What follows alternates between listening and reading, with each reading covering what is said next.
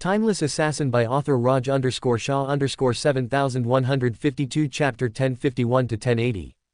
Welcome to Fanfic Audiobook, your go-to place for immersive audiobooks. If you enjoy the content, don't forget to like the video and subscribe to our channel for more amazing stories. And those who want to support me, I have a Patreon channel. Get early access to video on Patreon.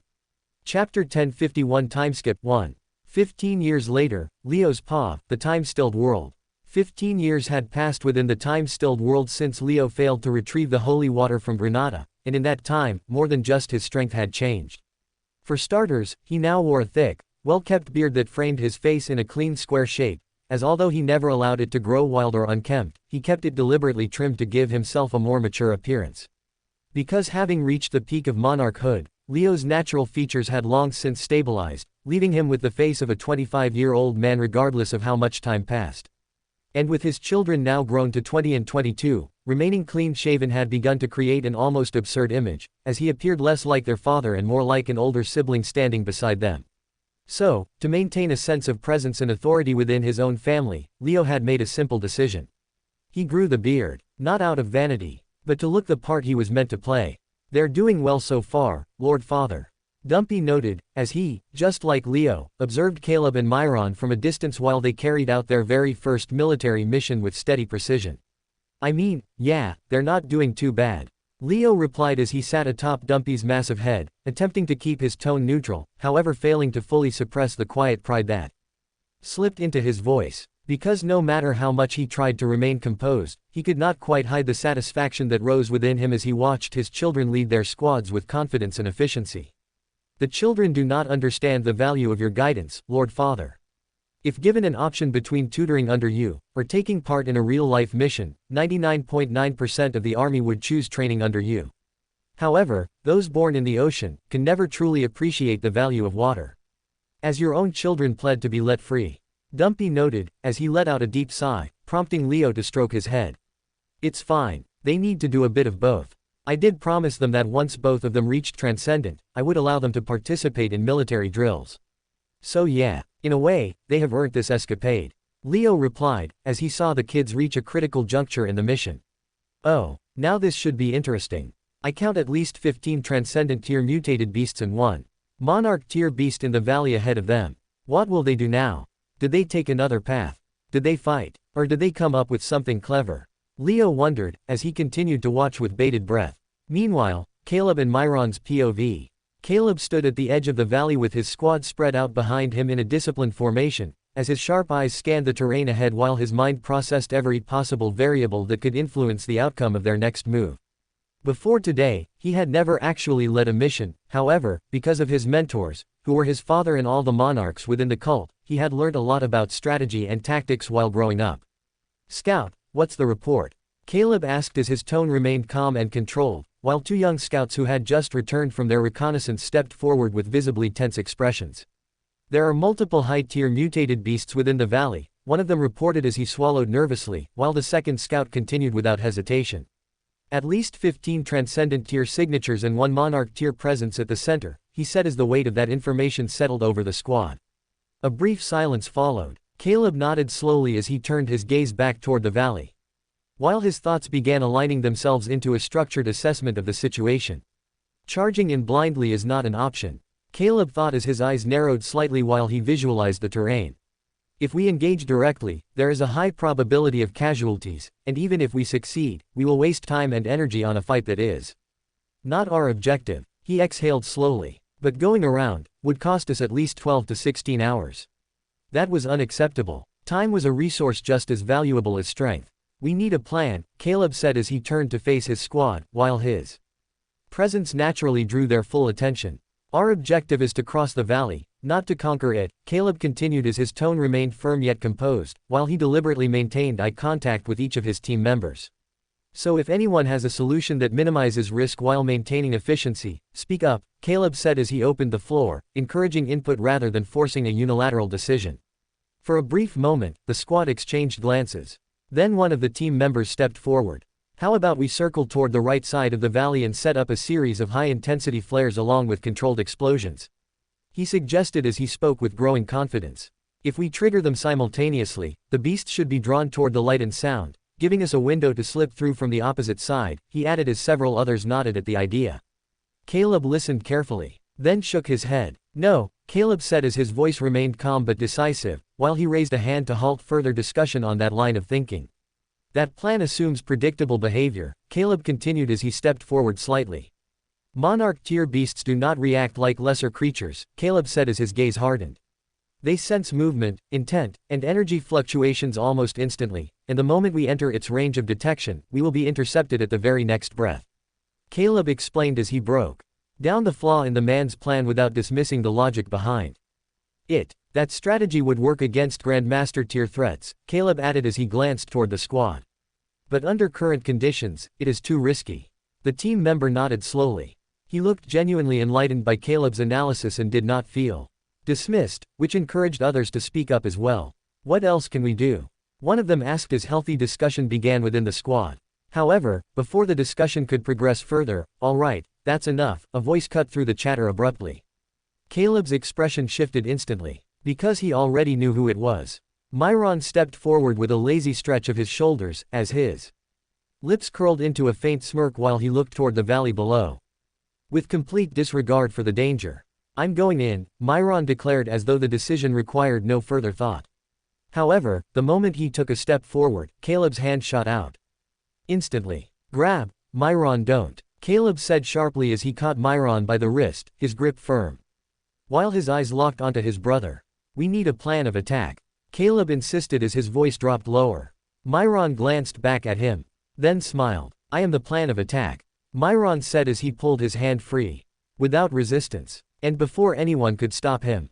He jumped. "Come at me if you dare, beasts," Myron roared as his voice echoed across the valley, while his aura exploded outward like a blazing signal. "I'll cut every last one of you down," Myron declared as he laughed wildly. "Na-na-na-na." The reaction was instant. The valley erupted. Roars echoed. The ground trembled. Dozens of massive figures surged toward him as the entire swarm of beasts locked onto his presence.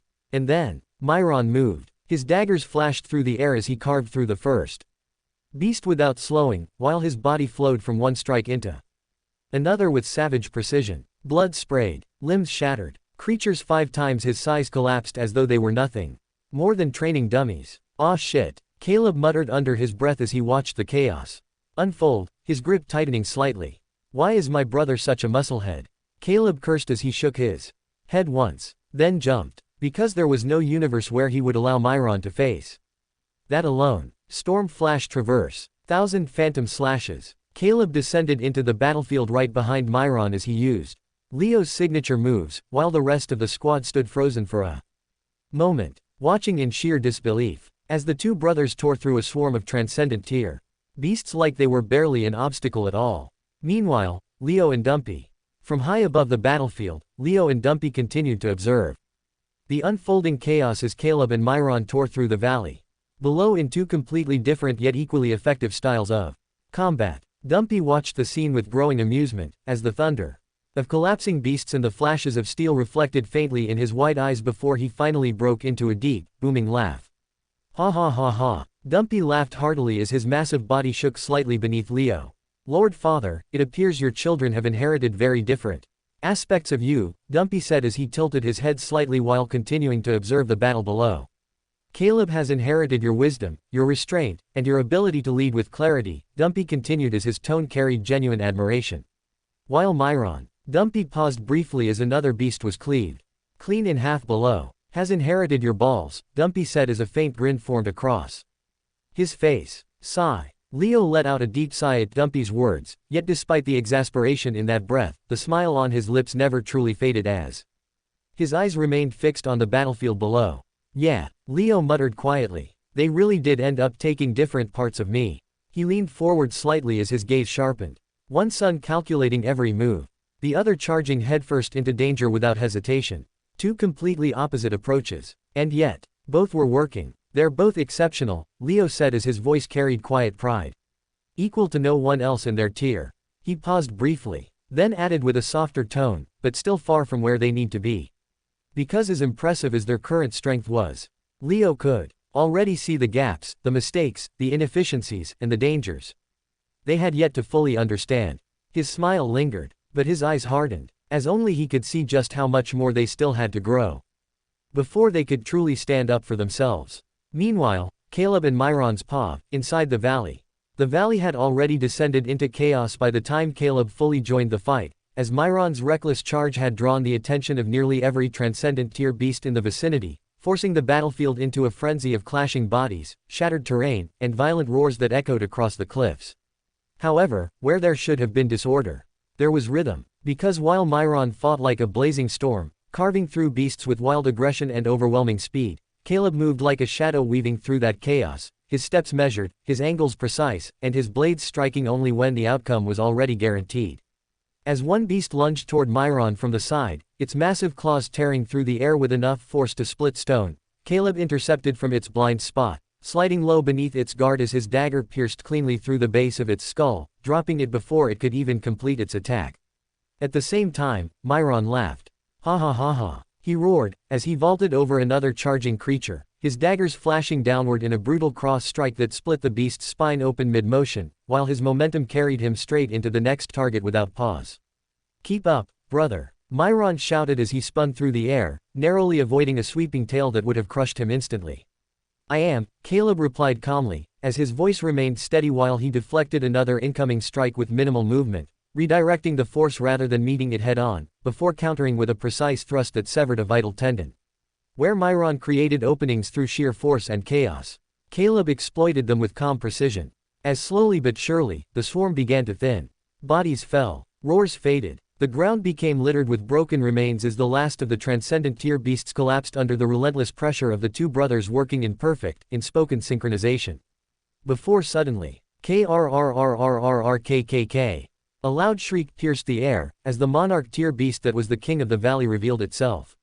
Here he comes, Myron said, as a massive mutated spider emerged from the depths of the valley, its colossal body unfolding as its many legs pierced through the earth, while dozens of glowing eyes locked onto the two intruders with predatory intelligence.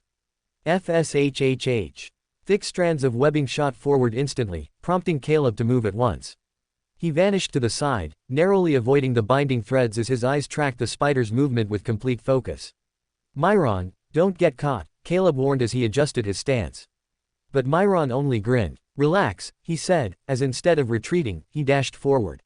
Straight toward the attack, as the spider reacted immediately to his movements. THRUMM. Two massive legs slammed down toward him with crushing force, however, instead of dodging, Myron leapt into them. Xing GG. His daggers collided against the hardened limbs as sparks burst from the impact, while the force sent him skidding backward across the ground, his boots tearing through stone.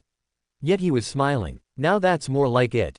Myron laughed, as from above, Caleb dropped in. 1,000 phantom slashes. Using the opening Myron had forced, he landed on the spider's back as his blades struck in rapid succession, targeting the joints where the armor thinned, each movement calculated, each strike efficient. KIIIISHHHHH.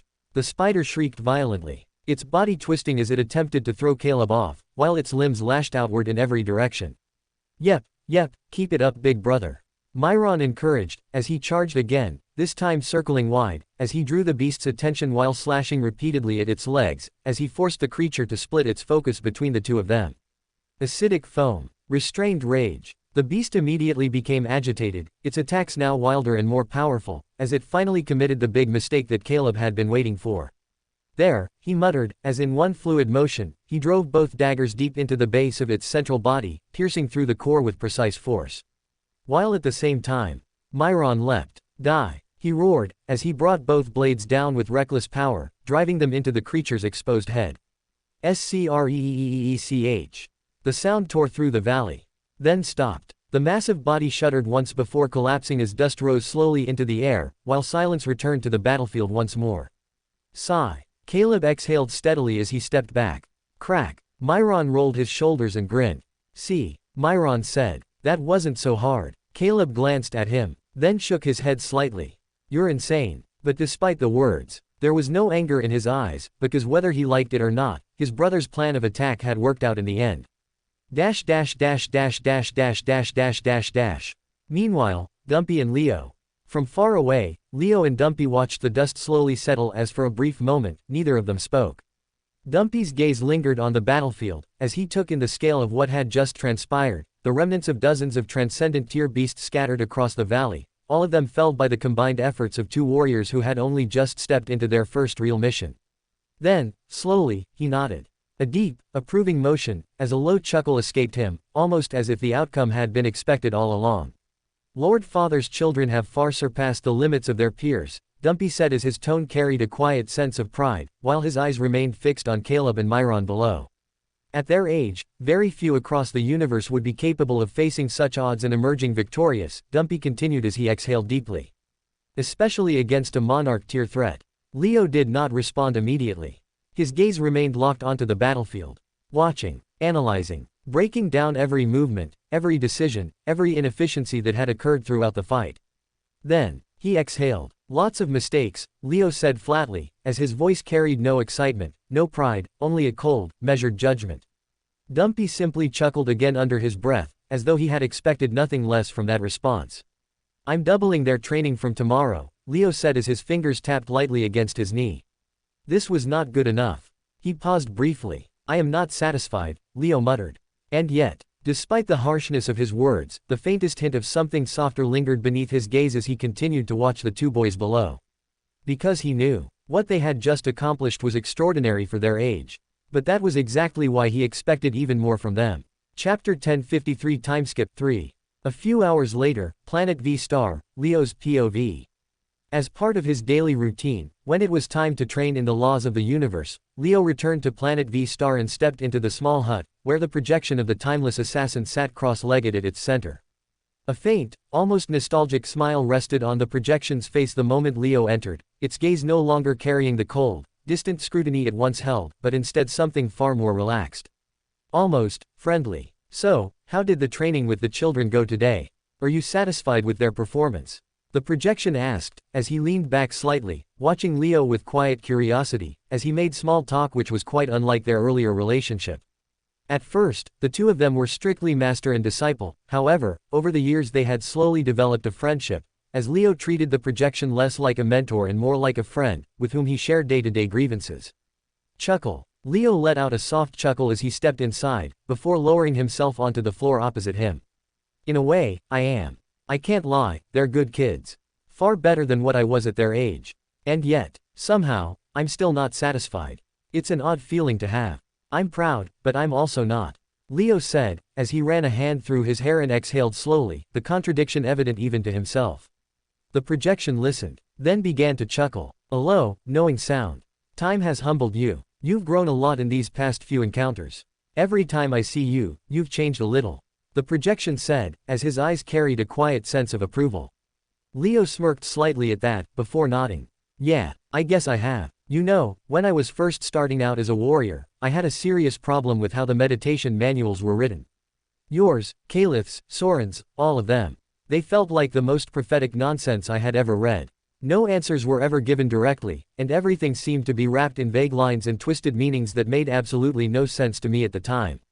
As you won't believe how frustrated I was reading those things. Leo said, as a faint laugh escaped him while he shook his head, recalling those earlier days. And honestly, that frustration carried over when I first met you. Because to me, it felt like you were deliberately making things harder than they needed to be. He added, as the projection's smile widened slightly. Then Leo paused, his expression shifting. But now I have students of my own. And when I try to explain something like the Sevenfold Revelation Codex, my younger son looks at me like I've completely lost my mind. Leo said, as he let out a small breath, almost amused at the memory. Just yesterday he told me, Father, why do you always speak in this strange, prophetic language? Just explain it normally. And that made my blood boil. Because in my head, I am explaining it normally. To me, it makes perfect sense. Every word of it, he continued, as his tone carried a mix of disbelief and reluctant acceptance. And that's when it hit me. That everyone walks their own path as a warrior. You can pass down knowledge. But you can't pass down understanding. As even if you give two people the exact same lesson, the exact same words, the lesson that they derive from it will be completely different, because interpretation depends on the individual. On their mindset. On their experience. On where they are in their journey. Leo said, as his voice grew calmer with each line, the realization settling deeper as he spoke it aloud. And that's not something you can control. No matter how clearly you think you're explaining something, if they're not ready to understand it, they simply won't. He finished, as a quiet silence filled the hut. The projection watched him closely, then nodded, slowly, satisfied. That realization is the beginning of true teaching, and the beginning of true learning, the projection said, as his tone carried a deeper weight now. Leo exhaled softly, and that's partly why my attitude towards you has softened so much over the years. Because after becoming a father, after becoming a teacher, I finally understand just how difficult it is to guide someone without walking the path for them. Leo said, as his gaze steadied. You can't force understanding, you can only point the way. He concluded, as the projection's faint smile returned. Good. Then perhaps, you are finally ready to learn properly. The projection said, as a cocky smile appeared on its face, prompting Leo to let out a hearty laugh. Ha ha ha ha. No, don't start with the cryptic lines again, Leo said, as he shook his head lightly. The projection smirked. I wouldn't dare, he replied, as silence lingered for a brief moment between them, before finally turning towards more serious topics. So, do you feel confident that you will master the law of time sometime this week? The projection asked, as Leo nodded in agreement. I think I will. I have already understood the gradient, the slope, the loop and the flow. The only aspect of time that I still don't understand is the anomaly. I feel like I'm close. Like the knowledge is at my fingertips. And I have faith that if I continue studying it for the next week or so, I can finally comprehend it in full. Leo said, as the projection nodded in approval. The law of time is closely associated with the law of space. The law of space is closely associated with the law of gravity. So once you master time, you won't take long to understand the essence of space and gravity. 2 years, 2 more years at best, and you will have mastered all three. The projection encouraged, as Leo simply crossed his fingers and let out a deep sigh. Sigh. I certainly hope so, old man. I certainly hope so, Leo said, as he looked prepared to walk into the fourth dimension for today's session. Chapter 1054 Timeskip 4. Inside the fourth dimension, Leo's POV. After stepping inside the fourth dimension, the first thing that Leo did was to search for the break in the flow of time, as he focused on understanding the final aspect that had continued to elude him despite years of study, while his awareness expanded outward in a thin, careful layer as he tried to sense something that could not be seen, touched, or directly perceived. Find the break, Leo thought, as his consciousness stretched further into the void, brushing faintly against something intangible. Something that did not behave like matter or energy, but rather existed as a presence that surrounded everything while remaining fundamentally untouchable. Time, not as seconds, not as motion, and not as a ticking sequence that moved from one moment to the next, but as a current, a continuous flow that moved without moving, existing everywhere and nowhere at once as it wrapped itself around reality like an unseen thread stitching existence together. For a long time, Leo had struggled to even perceive it, as to him, time had once been nothing more than a measure, a simple progression that moved forward in a straight line from past to present to future, a concept so basic that it required no deeper thought. But over the past decade, that illusion had been completely shattered. Time is not a line, Leo thought, as his brows furrowed slightly while his perception deepened. It's a loop, a perfect and endless loop that had no beginning and no end, as what had already happened would happen again, and what would happen had, in some sense, already occurred, making the distinction between past and future nothing more than a construct of perception rather than an absolute truth. Because time, in its purest form, did not move forward as one might assume, but instead cycled continuously, like a river that returned to its source or a wheel that turned endlessly upon itself without ever stopping. And yet, even that understanding was incomplete. Because if time were truly perfect in its structure, then it should have been consistent, unchanging, and uniform in every sense of its existence, but what Leo had discovered through years of observation proved otherwise. Leo slowly opened his eyes, as his awareness sharpened further. There are breaks, he realized. Not within the loop itself, but within the flow of it, as there existed points where the current did not behave as it should, moments that felt misplaced, as though they did not belong within the natural cycle of time, like a ripple forming in perfectly still water or a crack appearing within a flawless circle. Anomalies. That was the name he had given them, as they were moments that existed between time, neither part of the past, nor the future, nor even the present in the conventional sense, but something entirely separate, something that existed outside the natural continuity of the loop itself. Huff. Leo exhaled sharply as he focused deeper, his aura stretching thinner, sharper, and more refined as he attempted to detect one of these irregularities, because understanding them was the final step that stood between him and the complete comprehension of the law of time. Over the years, he had come to understand the fundamental aspects that govern time's behavior, as what once felt like an abstract, untouchable concept had slowly begun to reveal its underlying structure through relentless observation and failed comprehension. He had first grasped the gradient, the subtle shift between states of time, as he realized that moments did not simply transition from one to another, but rather flowed across an invisible incline that dictated how change was experienced. Then came the flow, the perceived direction of time's movement, as he understood that what most beings called forward was nothing more than a chosen orientation within a cycle that itself had no true beginning or end.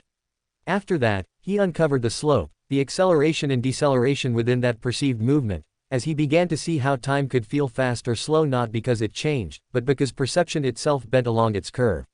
And finally, he came to understand its nature, the most unsettling realization of them all, as he accepted that time was not bound to events, but rather that all events were bound to time, existing only as fragments within its endless and indifferent cycle. Each of these concepts had taken years to understand, years of failure, years of confusion, and years spent in silent observation, as he had stared into the void of fourth dimension countless times, chasing fragments of realization that slipped through his grasp the moment he thought he had understood them. And yet, this final piece refused to yield. The anomaly, Leo thought, as his senses sharpened further. Because unlike every other aspect of time, it could not be reasoned, it could not be mapped, and it could not be predicted, as it simply appeared and disappeared without pattern or warning, as though time itself momentarily forgot its own rules. Leo clenched his jaw slightly as that thought settled in. Because without divine essence, he lacked the ability to interact with time in any meaningful way, as he could not slow it, could not stop it, and could not reverse it, leaving him with only one option: to observe, to understand, and to wait. But that was enough, because once he understood time not as a concept, but as a law, then everything would change, as understanding always preceded control, and mastery was impossible without first achieving complete comprehension. Leo steadied himself as his aura pulsed outward once more, spreading even thinner into the void as he searched, listened, and waited for that one imperfection within perfection, because the moment he found it, the moment he understood it, the law of time would finally be his. And after that, space would follow. And after space, gravity. As only by mastering all space, time and gravity could he comprehend the final law, the law of creation and destruction. Just a little more. I just need to come across an anomaly one more time, Leo begged, as he prayed to stumble upon it yet again, when suddenly, he sensed something unusual. Chapter 1055 Timeskip 5. Inside the fourth dimension, Leo's POV. Suddenly, Leo sensed something abnormal. Something that felt like an anomaly, as he studied it closely. His aura, already spread thin across the void, tightened instinctively around that fleeting disturbance as his awareness locked onto it with absolute focus, as for a brief, indescribable instant the flow of time around him shifted in a way that felt both subtle and profound, as though a single moment had briefly doubled before collapsing back into one seamless continuity. Controlled breathing. Leo steadied his breathing as his entire consciousness converged onto that point, replaying the sensation again and again as he tried to grasp what he had just experienced, as something about it felt strangely familiar, as though he had witnessed it before without fully understanding it at the time. And then, the memory surfaced. The timeless assassin, standing before him with an apple that was both in his hand and not, a moment that had defied everything Leo believed to be true, and Soren, moving in a way that could not be tracked, not because he was fast, but because he existed within moments that others could not perceive, as both of them had demonstrated something that went beyond speed or skill and instead touched the very structure of time itself. That's it, Leo muttered, as the realization began to take shape within his mind.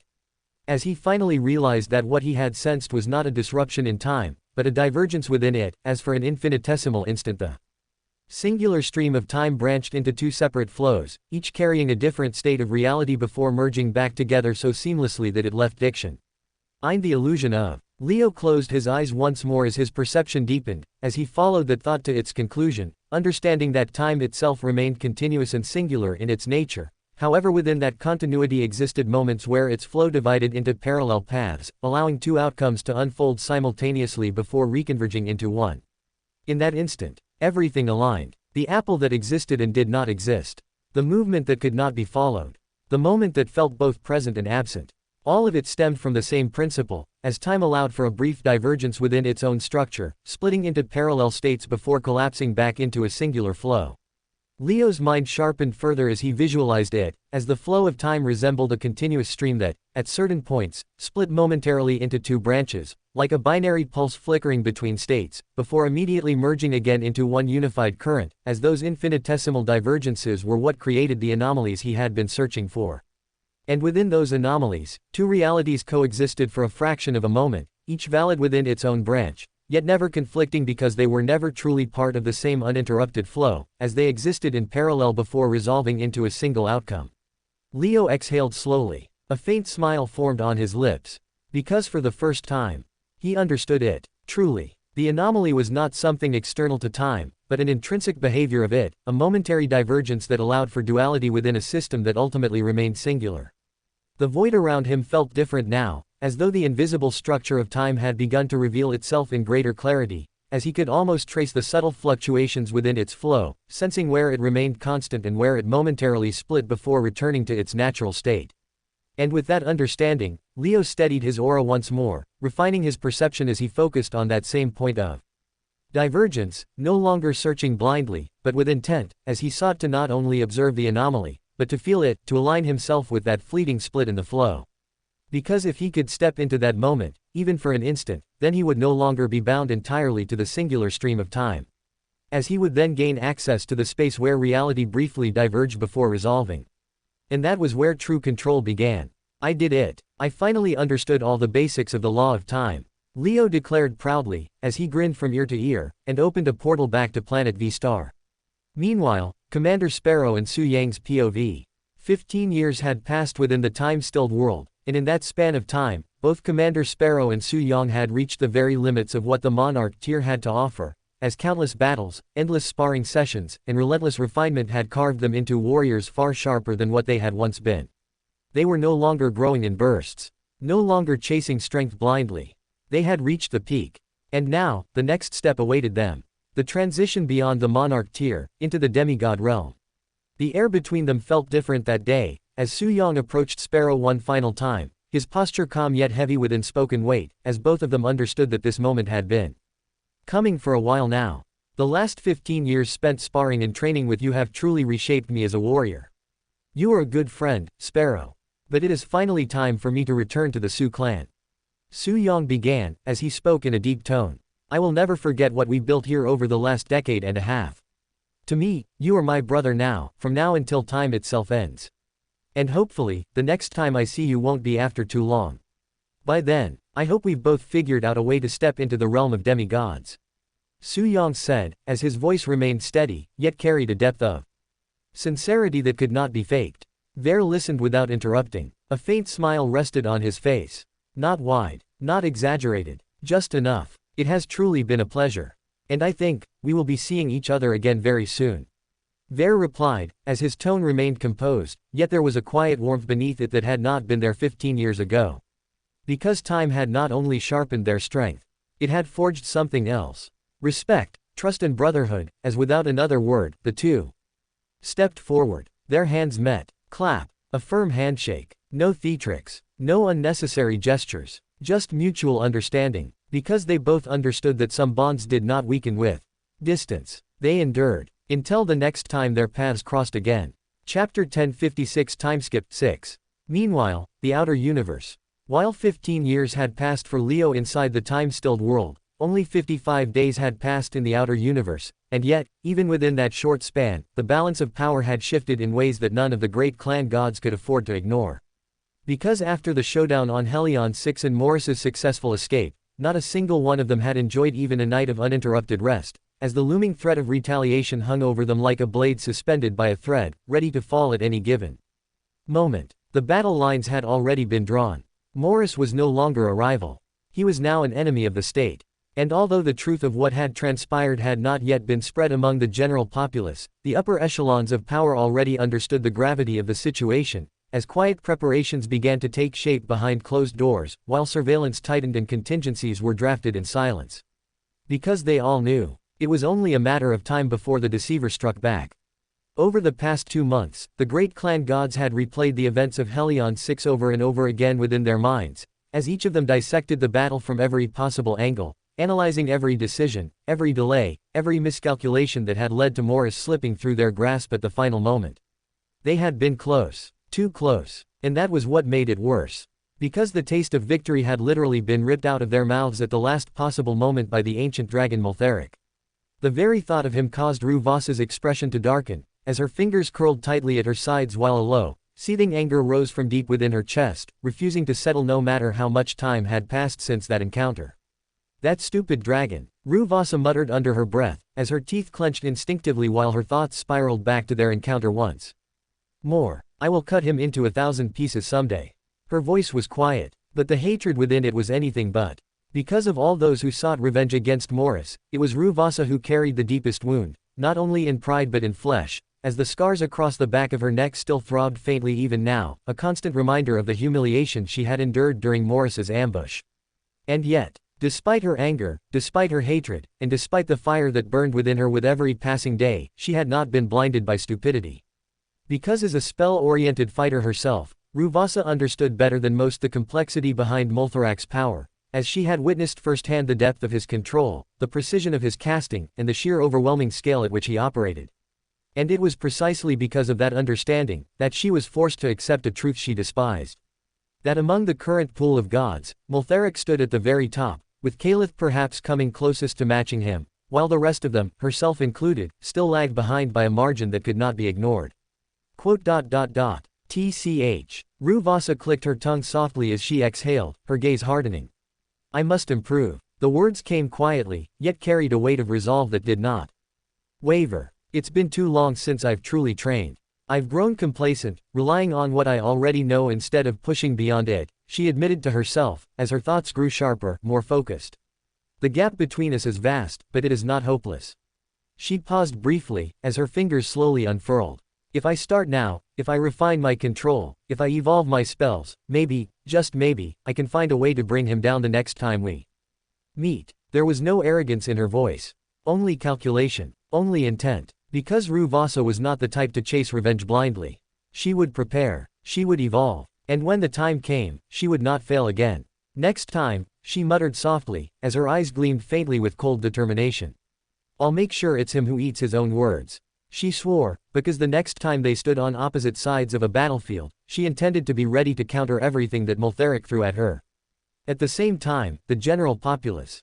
2 months was not a long time when it came to changing a generation's worth of belief, as hatred that had been cultivated over centuries could not simply dissolve within a matter of days, and yet, despite that truth, something subtle had begun to shift beneath the surface of public opinion. Something quiet and almost imperceptible, as though the very narrative that had once defined the cult of Ascension was beginning to fracture ever so slightly.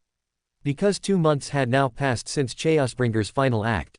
2 months since coordinated explosions had rocked multiple planets across the universe in perfect synchronization, as entire systems were thrown into panic while the cult delivered its message across Galaxy Net with a clarity that could not be ignored, making it abundantly clear that retaliation was no longer a possibility, but rather an inevitability. And yet, strangely enough, this time, the reaction to that threat message was not what it had always been. Because while fear still spread, while anger still existed, and while hatred still lingered deep within the hearts of the masses, there was something new accompanying it now.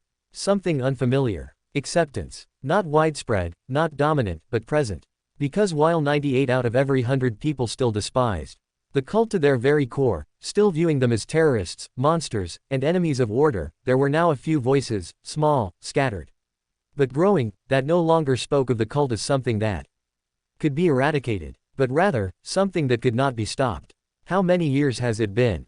One such voice questioned during a widely circulated Galaxy Net discussion, as the speaker's tone carried not admiration, but exhaustion, the kind that only came from watching the same cycle repeat itself over and over again. How many times have we been told that this would be the end of the cult? How many campaigns, how many wars, how many final operations have been launched to wipe them out once and for all, and yet they are still here? The question lingered, unanswered, because everyone already knew the truth. They don't go away. They don't weaken. If anything, they only come back stronger.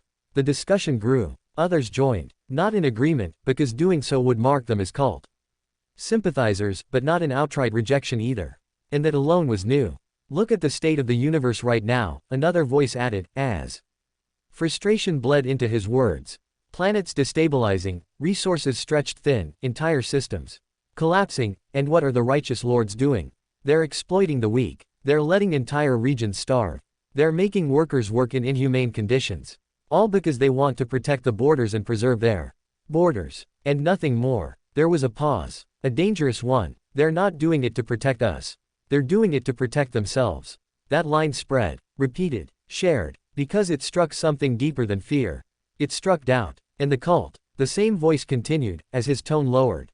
Hate them as much as you want, but on the Great War feed, while our monarchs refuse to let our brightest minds and scientists retreat to safety.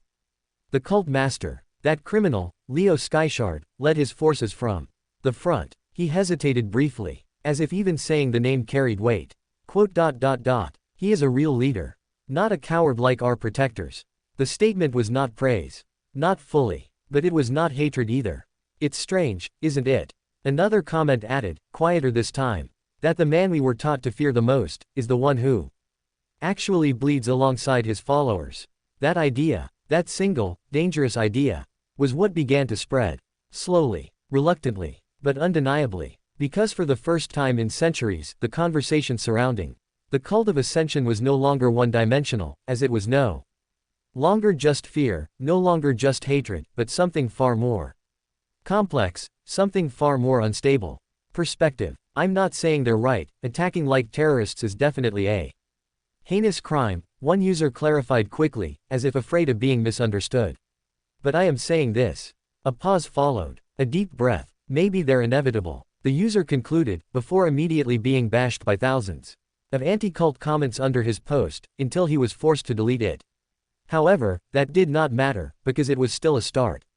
Because this was how the shift in narrative began. Not with support, not with loyalty, but with doubt. Because once doubt took root within the minds of the masses, it did not need to grow quickly. It only needed to exist. As from there, everything else could follow. Chapter 1057 Timeskip 7. Meanwhile, within the Eternal Garden, Calith's POV.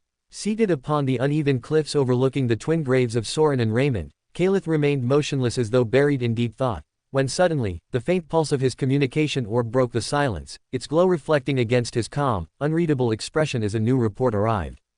Ding! The moment he opened it, his eyes scanned the contents in silence, as the words etched themselves into his mind with quiet clarity, revealing that the Dragon Army had captured 2 additional planets within the past week, expanding their dominion from 4 controlled worlds to 6, as their growth now teetered on the edge of becoming a genuine nightmare.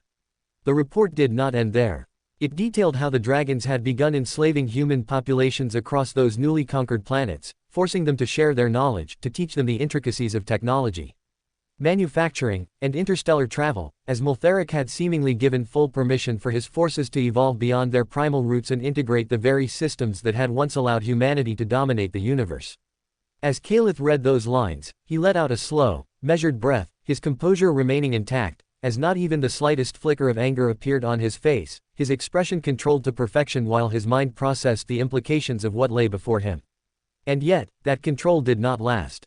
Because within the next moment, the orb shattered within his grasp.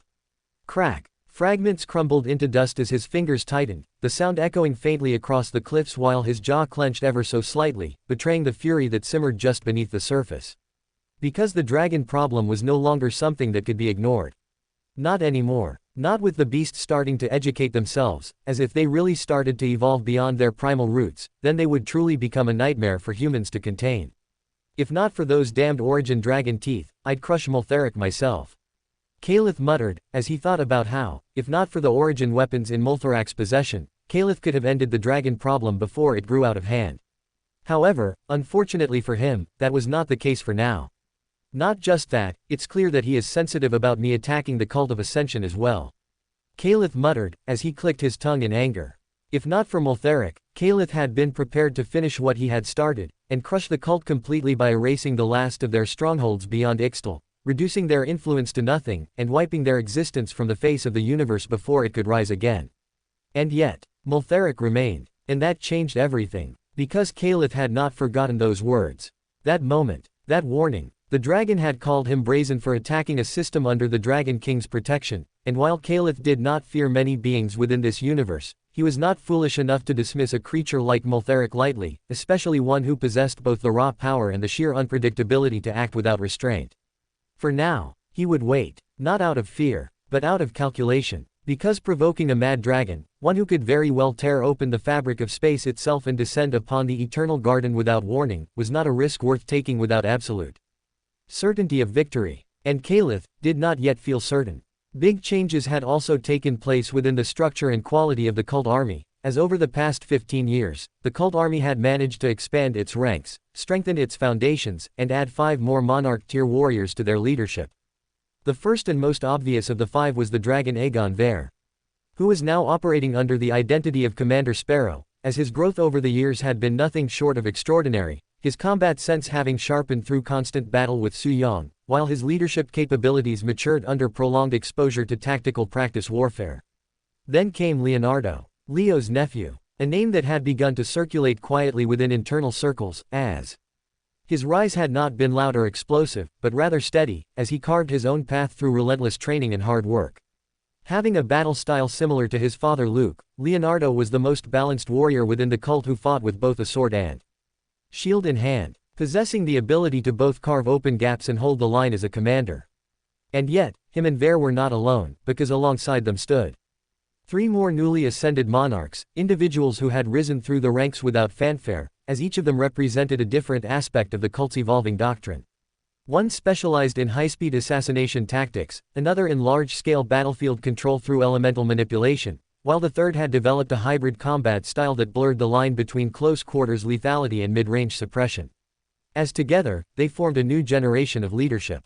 A generation that had been forged not in peace, but in constant conflict, as their understanding of warfare extended beyond raw strength and into adaptability, coordination, and execution under pressure. And this improvement was not just at the top. Because apart from them 5, over 12,000 new transcendents had also emerged, which was an even greater indicator of the cult's transformation, as these were not merely numbers, not just bodies thrown into battle, but trained operatives who had undergone rigorous conditioning, structured drills, and real combat exposure that refined their instincts and sharpened their decision-making. Unlike the cult of old, where chaos often dictated the flow of battle, this new force moved with intent, with purpose, with clarity. Squads operated with defined roles. Chains of command were respected. Strategies were executed, not improvised. And most importantly, they learned. Every loss was analyzed. Every mistake was corrected. Every mock battle was used as a stepping stone toward improvement. Because under Leo's influence, the cult had begun to adopt something it had long lacked: structure. And that structure was what allowed its strength to compound at an alarming rate, as while other factions across the universe currently remained stagnant in terms of strength or rather regressed, the cult adapted continuously, as they evolved with every passing year. The current cult army was no longer just a group of rebels, as they were slowly but surely becoming a force capable of challenging the very foundations of the universe. Chapter 1058 Missing Lore, The Rise of the 6 Great Clans. 3,000 years ago, a historian's tale on the rise of the great clans. The rise of the great clans was not a clean, isolated event in history, but rather something that unfolded during a long and messy transition period, as it overlapped directly with both the fall of the beast gods and the rise of the cult of ascension, while the universe itself struggled to shift from chaos into something more structured. This transition did not happen overnight. It took roughly 500 years. 500 years where old powers were falling, new powers were rising, and no single force had complete control, as different regions of the universe experienced this shift at different speeds, creating a time where multiple eras seemed to exist all at once. 3,000 years ago, the universe was still largely under the rule of the beast gods, as life across most planets followed a simple and brutal rule: survival of the fittest. As weaker civilizations were either enslaved, hunted, or wiped out entirely, while meaningful communication between distant sectors remained almost non-existent due to the lack of advanced interstellar systems. It was during this period that the timeless assassin began his campaign against the beast gods, as instead of declaring open war, he dismantled their dominance slowly and methodically, targeting them one by one, isolating them, and banishing many into time-stilled worlds, while steadily breaking the structure that had allowed them to rule for so long. However, even as the beast gods were being removed, their fall did not immediately create stability. Instead, it created confusion. Because as their territories collapsed, there was no clear system in place to replace them, and while the cult of ascension began to rise under the timeless assassin during this same period, its influence did not instantly reach every corner of the universe. This meant that for hundreds of years, three things were happening at the same time. The beast gods were falling, the cult of ascension was expanding, and human powers were beginning to rise independently. In many regions, people did not even know that the beast gods had fallen elsewhere, as information traveled slowly, and without a central authority, each sector was left to deal with its own situation, leading to a fragmented and uneven transition across the universe. As it was within this chaos that several human sovereigns began to emerge, including outliers like Morris and Helmuth, who rose to power alone without any army behind them. As leaders who were strong enough to take control of their local regions began to gather followers, build armies, secure resources, and slowly expand their influence, as they turned small pockets of control into growing domains. Over time, nearly 20 such powers rose across different parts of the universe, as each of them established their own systems of governance, their own military structures, and their own methods of expansion, while the universe slowly shifted from scattered survival into organized competition. Some of these early clans relied purely on strength, conquering nearby territories through direct force, while others focused on trade, alliances, or technological development, building influence in more controlled and calculated ways, as different approaches to power began to shape the early identity of human civilization. However, even among these 20 rising powers, differences in potential soon became clear. Because while many could rule, only a few could evolve. Out of those 20 sovereigns, only 6 possessed the talent and capability required to break past the limits of mortality and ascend into godhood, as once they achieved that transformation, the balance of power shifted instantly and permanently in their favor. The remaining 14 did not fall because they were weak. They fell because they could no longer compete against beings who had transcended to an entirely different level of existence. Resistance became meaningless, as the newly ascended gods began to absorb their territories one after another, expanding their control with overwhelming ease. And so, over time, the number of dominant powers shrank from 20 to 6, until only the 6 great clans remained. It was at that point that the expansion finally slowed, as with no weaker powers left to absorb, the 6 gods found themselves facing only one another, each controlling small regions, each strong enough to threaten the others but none strong enough to guarantee victory without consequences. And that was where the next phase of history truly began. Because although each of the 6 great clan gods possessed overwhelming strength, none could guarantee victory against the others without risking mutual destruction, as they came to a silent understanding that endless war would only weaken them all. And so, they allied. Not out of trust, nor out of friendship, but out of necessity, as the Great Clan Alliance was formed to stabilize the universe, establish trade networks, build interstellar infrastructure, and most importantly, to present a united front against any remaining threats. However, even at their peak, their dominion was limited.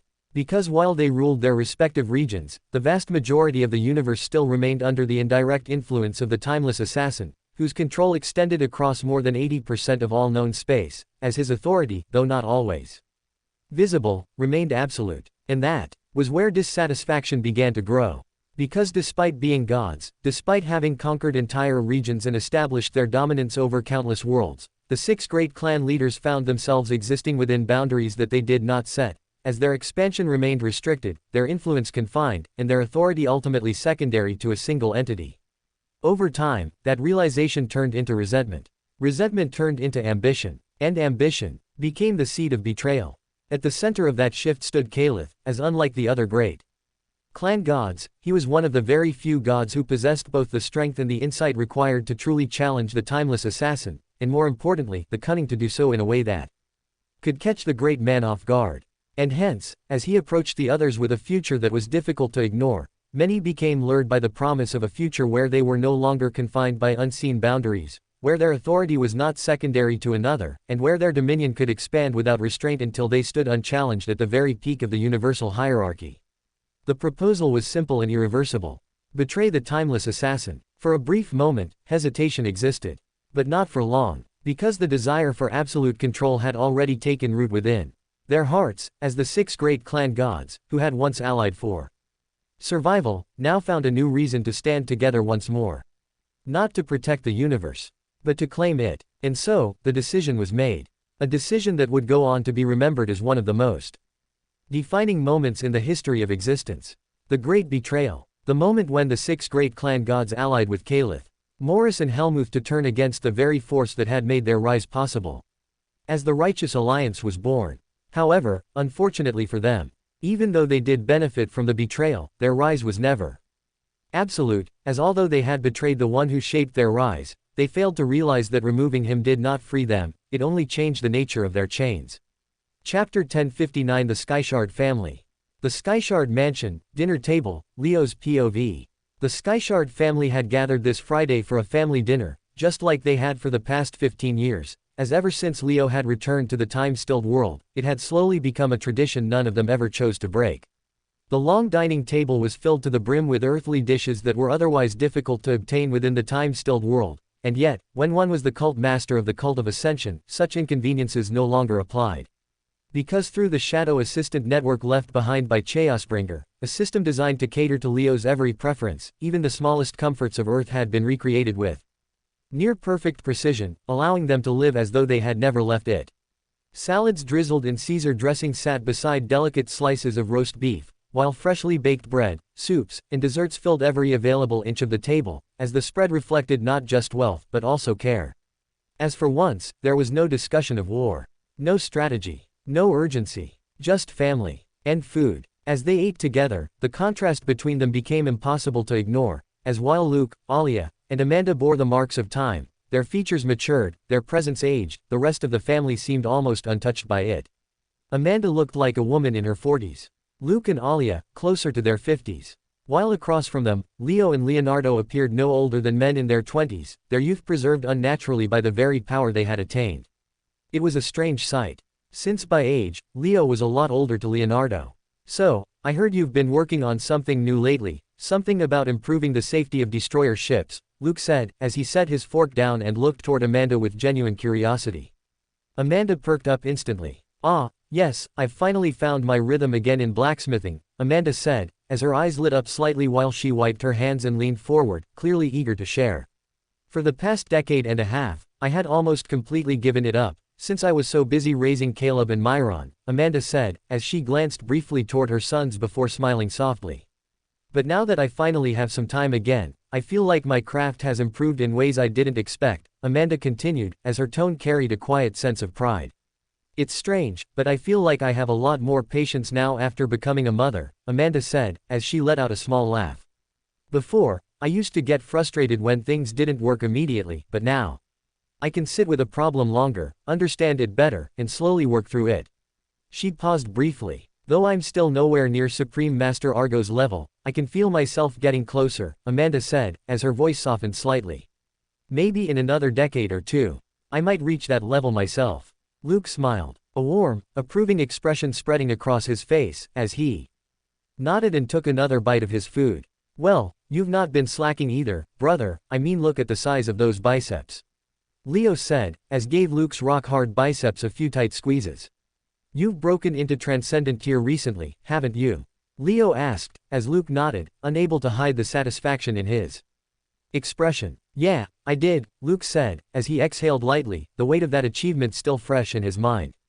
To be honest, I never thought I'd get there, Luke admitted, as his voice lowered slightly. After everything that happened, the damage to my foundation, the doctors said it was nearly impossible. He paused. But somehow, I made it. There was no arrogance in his tone.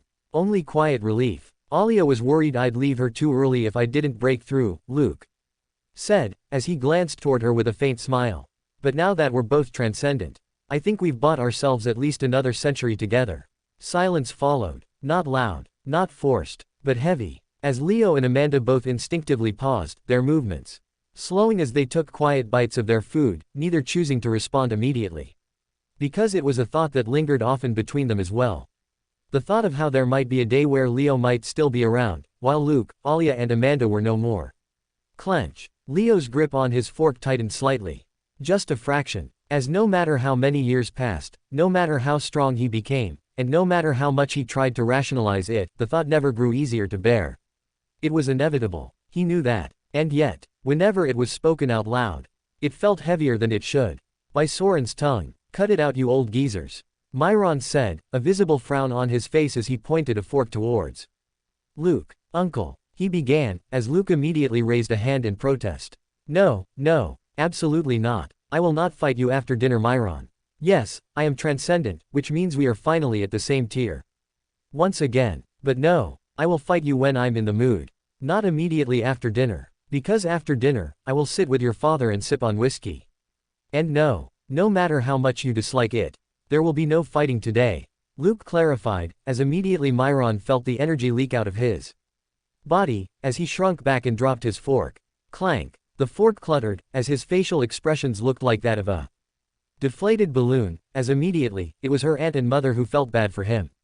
Ah, my poor baby, you can battle me if you want.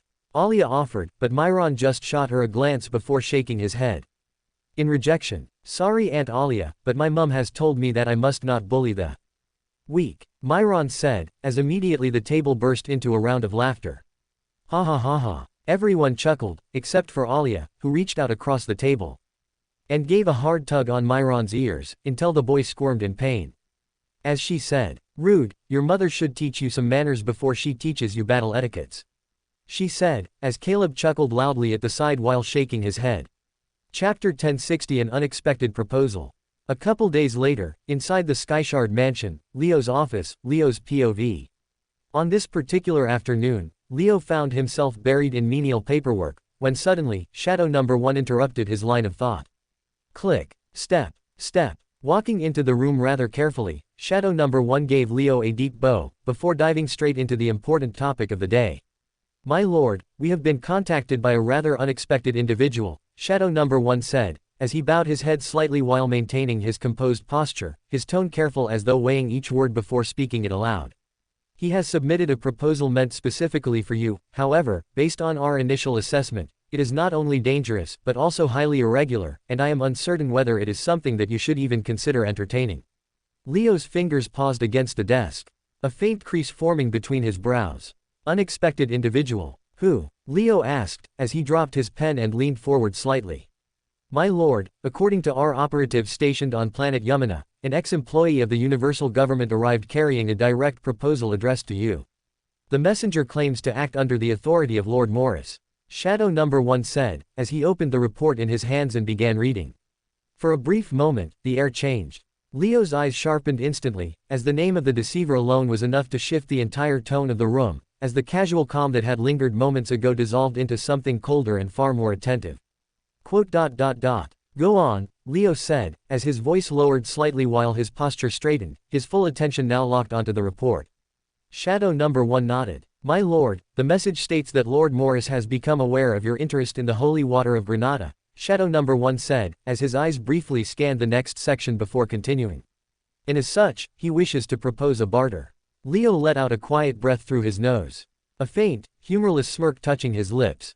A barter. Leo repeated, as he tilted his head slightly while a trace of disbelief crept into his voice, the very idea sounding almost absurd given the nature of the individual making the offer. What exactly does the deceiver think I have that he wishes to trade for?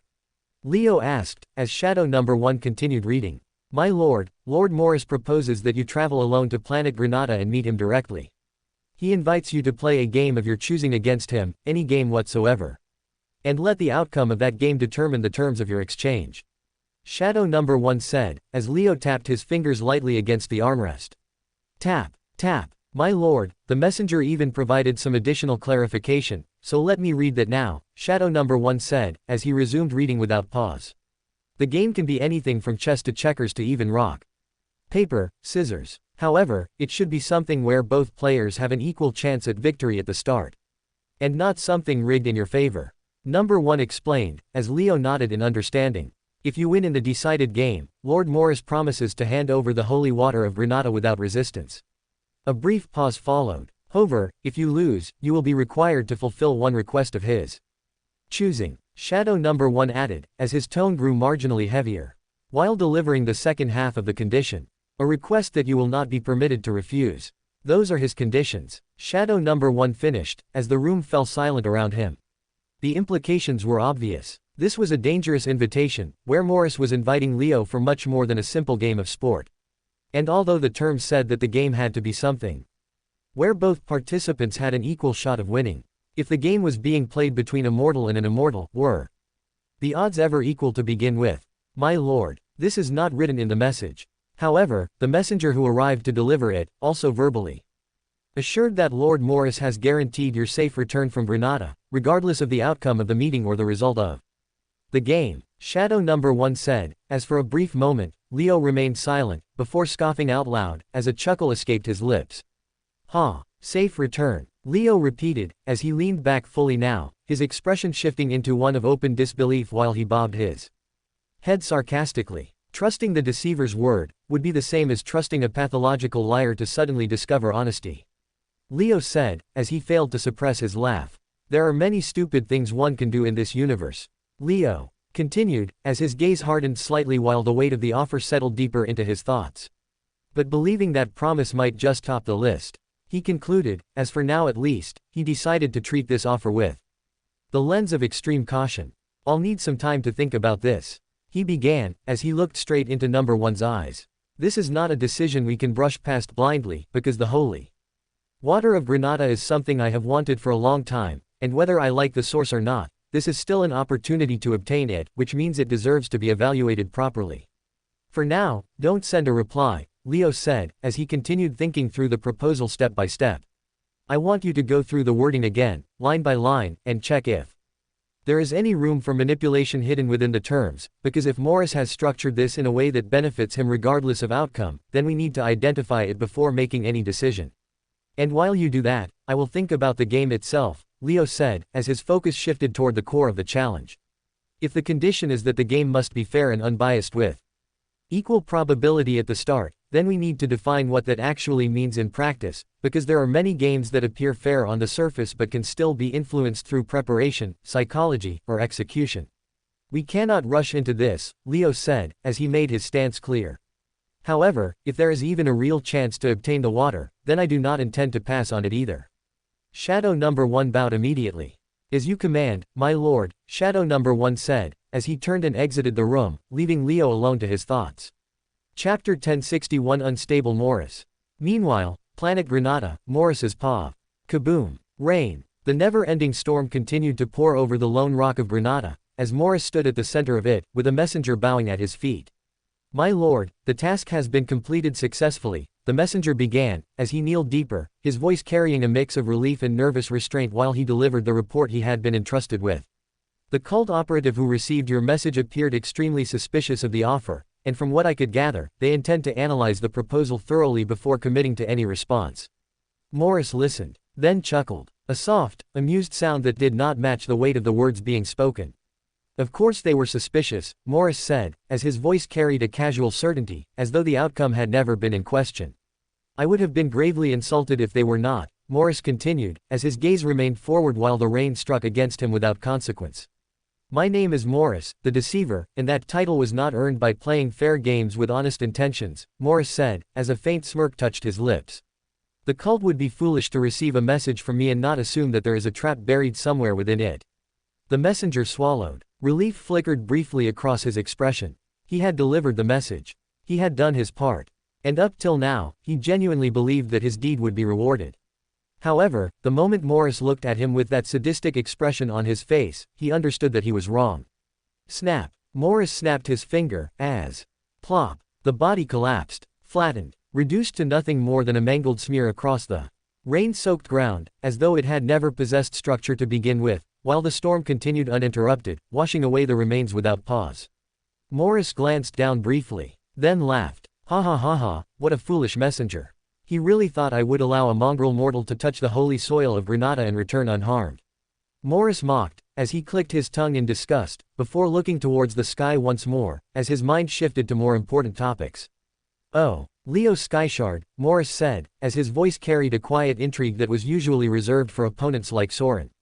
You are somewhat interesting, that much I will admit, Morris continued, as he tilted his head slightly, as though considering something beyond the immediate moment. Not as interesting as Soren, not yet, Morris said, as his lips curved faintly, as if recalling a memory that still held value even now. But you have potential. He paused. And potential to me, is far more valuable than achievement. Morris added, as the rain intensified. Kaboom. I will nurture you, Leo Skyshard. Morris said, as his words came without hesitation, as though the decision had already been made long before this moment. Not because I care whether you succeed or fail, and certainly not because I believe in your cause, but because I am certain that if I allow you to grow, you will eventually provide me with something far more valuable than victory. Entertainment. The word lingered, as Morris licked his lips as though it was the most delicious word he had ever muttered. Caliph has already made his move against you by destroying Ixtal, and that alone has set the stage for what comes next, Morris said, as he lowered his gaze towards his feet. And I have no doubt that once you reach a certain threshold of power, you will go after him. He smiled. And when that happens, the enemy of my enemy may, for a brief moment, become something resembling an ally. Another pause followed. Brief. Measured. And that is why I will invest in you today, Morris concluded, as the logic behind his actions unfolded with unsettling clarity.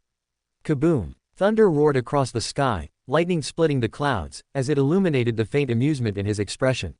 Now then, Morris said, as his voice grew lighter, almost anticipatory. Depending on the game you choose to bring before me, I may even choose to play this as a sport. If you manage to amuse me, Morris continued, then I will hand you the holy water without resistance. But if you fail, Morris said, as his tone remained unchanged, despite the shift in meaning, then I will not only kill you, but I will present your head to Caliph, as one might offer a peace offering, just to see how he reacts. A brief silence followed. Then, a soft chuckle. Ha ha ha ha ha. However, Morris added, if you do manage to impress me, then I may even go so far as to support your growth quietly from the shadows, at least until you become something worth observing. For a longer period of time. His gaze sharpened slightly. Ooh, I am curious, Morris said, as anticipation crept into his voice, subtle but undeniable. I cannot wait to see what you come up with. Please do not disappoint me, Leo Skyshard, Morris said, as his words carried a final note of expectation. I do not often expect anything from mortals. But you are a rare exception, he said, as he rubbed his palms in pure delight. Entertain me like only Soren has before you. And prove to me that the cult of Ascension still has leaders with the blood of the timeless assassin running thick through their veins. Because if not, I might have no choice but to destroy an organization that brings me no joy, Morris concluded, as he fell to his knees with a sudden eccentric thud. Entertain me, Leo Skyshard, or become yet another fleeting existence in my life, that's not worth giving a second glance, Morris said, as his eyes turned killer cold, to desperate and lost, to killer cold once more, as it mirrored the chaotic state of his mind, that was unstable and changing with every passing second. Chapter 1062 Understanding Space and Gravity. A few months later, inside the time-stilled world, Leo's POV. It took Leo just 3 months of a couple hours of meditation each day to grasp the law of space and gravity after he had already begun to understand the law of time, as once he crossed that first threshold, everything that followed began to align with far greater clarity. Because unlike time, which was intangible and elusive in nature and was something that could be observed but not easily defined, space was structured. It could be observed, measured, understood, and most importantly, it could be felt. As under the guidance of the timeless assassin's projection, Leo knew exactly how to study it, starting from the difference between what existed and how it existed. Unlike time, which you cannot bend without divine essence, space you can bend with enough power. However, I strongly suggest that you do not try bending space until you learn how to define it. The projection said, as its voice remained calm and unwavering while Leo sat in silence, his consciousness spread outward in careful observation. For me, what worked when I was learning about space was thinking about the difference between the dimensions.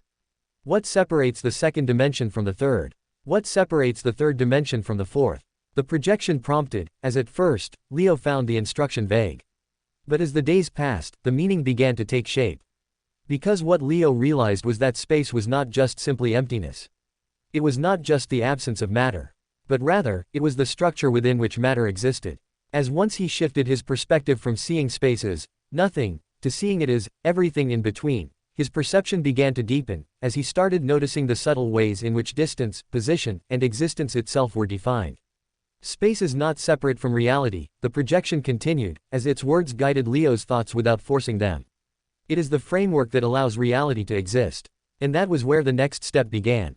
Understanding dimensions. Because once Leo began to explore space not just as distance, but as a dimensional construct, he started to grasp the difference between the third dimension and the fourth, as while the third dimension defined position, length, width, and depth, the fourth introduced something more.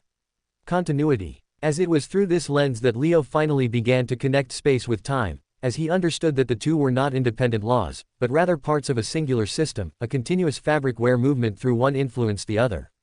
The space-time continuum, a concept he had once only partially understood, now began to solidify in his mind, as he visualized it not as an abstract theory, but as something tangible, something that could be perceived, traced, and eventually, influenced. As with that understanding, gravity followed. As once he grasped the concept of space-time, he realized that the third variable that completed this equation was gravity. For all his life up till now, Leo had visualized gravity as nothing more than a force that pulled objects together. However, now that his horizons had expanded and he began to understand the true nature of the universe, he began to realize that gravity was not a separate force, but rather a curvature within space itself.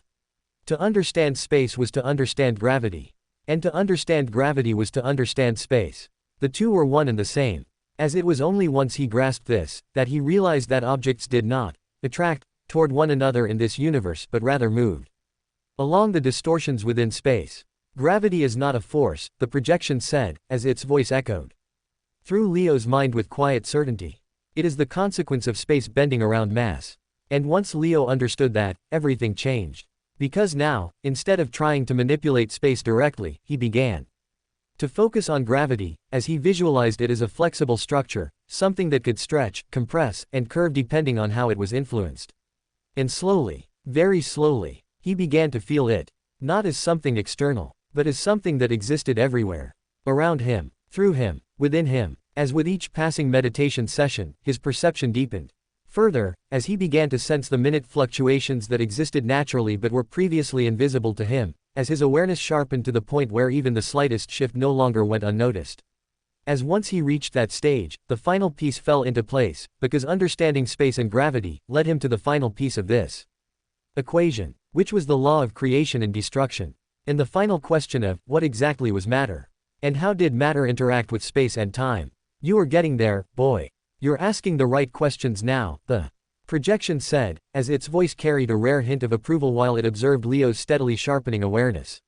I think you stand at the cusp of understanding the laws of the universe, as once the final piece of this equation falls into place, and you grasp the law of creation and destruction, you will finally begin to see the bigger picture. It paused briefly, as though letting the weight of those words settle.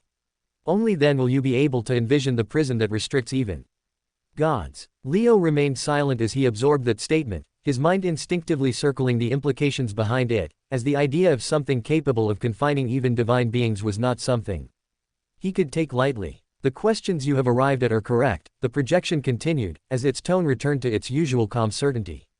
If you continue down this path and ponder just a little deeper, I am confident that you will reach the correct conclusion within a year.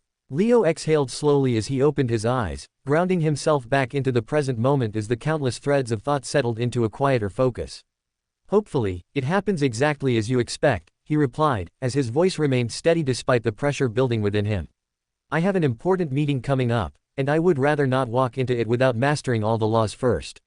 Chapter 1063 The Law of Creation and Destruction. 90 days later, Leo's planet V***. After mastering the law of space and gravity, it took Leo just 90 more days to master the law of creation and destruction as well, as once he began to ask the right questions, the answers became apparent. Because the question was no longer what space was, or how gravity functioned, but rather, what exactly was matter, and how did it come into existence within the framework he had just begun to understand. You're asking the right questions now, boy. But the answers to those questions are something that you must comprehend yourself. What is matter? Why does it exist? And how does energy allow it to move? The timeless assassin's projection said, as under his guidance, Leo shifted his focus inward once more, now studying not the vastness around him, but the smallest fragments of existence that occupied it. Matter does not exist independently, the projection said, its voice replaying in Leo's mind while he focused on the structure of his own body. It exists because space allows it to, and it moves because gravity defines its path. Leo observed closely, realizing that matter did not sit within space passively, but continuously responded to the curvature around it, following invisible paths shaped by gravity. A falling stone did not choose to descend. A drifting planet did not choose its path. They moved because space itself guided them. And yet, the projection continued, you are asking the wrong question if you only seek to understand how matter exists. Leo's focus sharpened. Then what should I be asking? He wondered, as the projection smiled at the question. You should be asking, how was it created in the first place? He prompted, as that question changed everything for Leo. Because it was only then that he realized that matter was not permanent.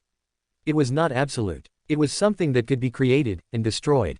Leo began tracing its existence, not as solid objects, but as temporary states, forms that emerged under specific conditions and dissolved under others.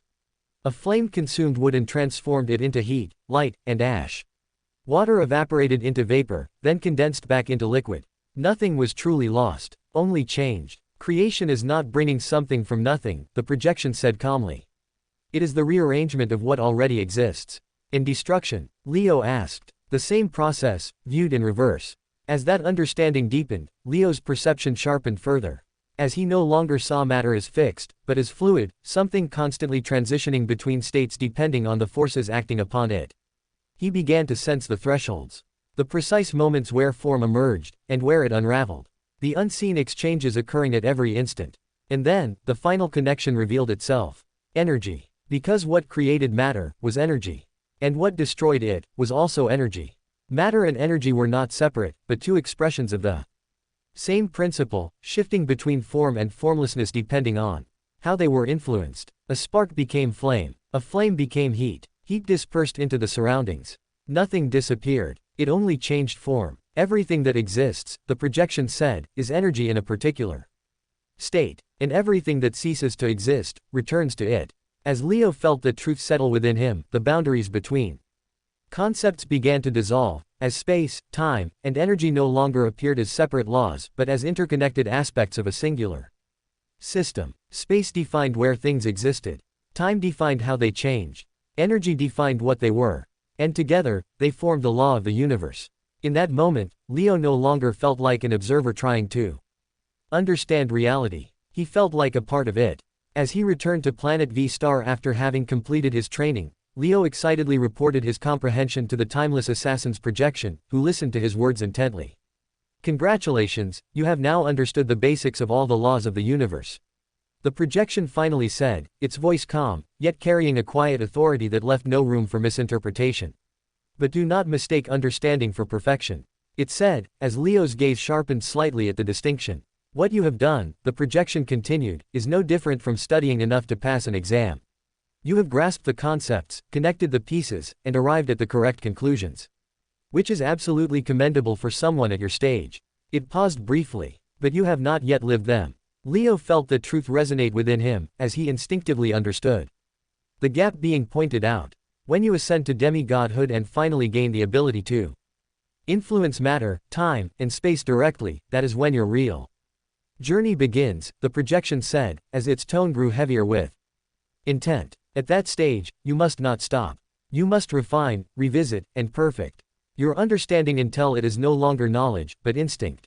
The projection's gaze deepened. During my lifetime, I managed to perfect two laws: space and time. A brief silence followed. Creation, it said quietly, was something I could never perfect. Leo's eyes narrowed slightly, as the weight of that admission settled in. If you wish to become something beyond a god someday, the projection continued, then during your journey through the demigod realm, you must perfect all three. Its voice turned absolute. That is the only way.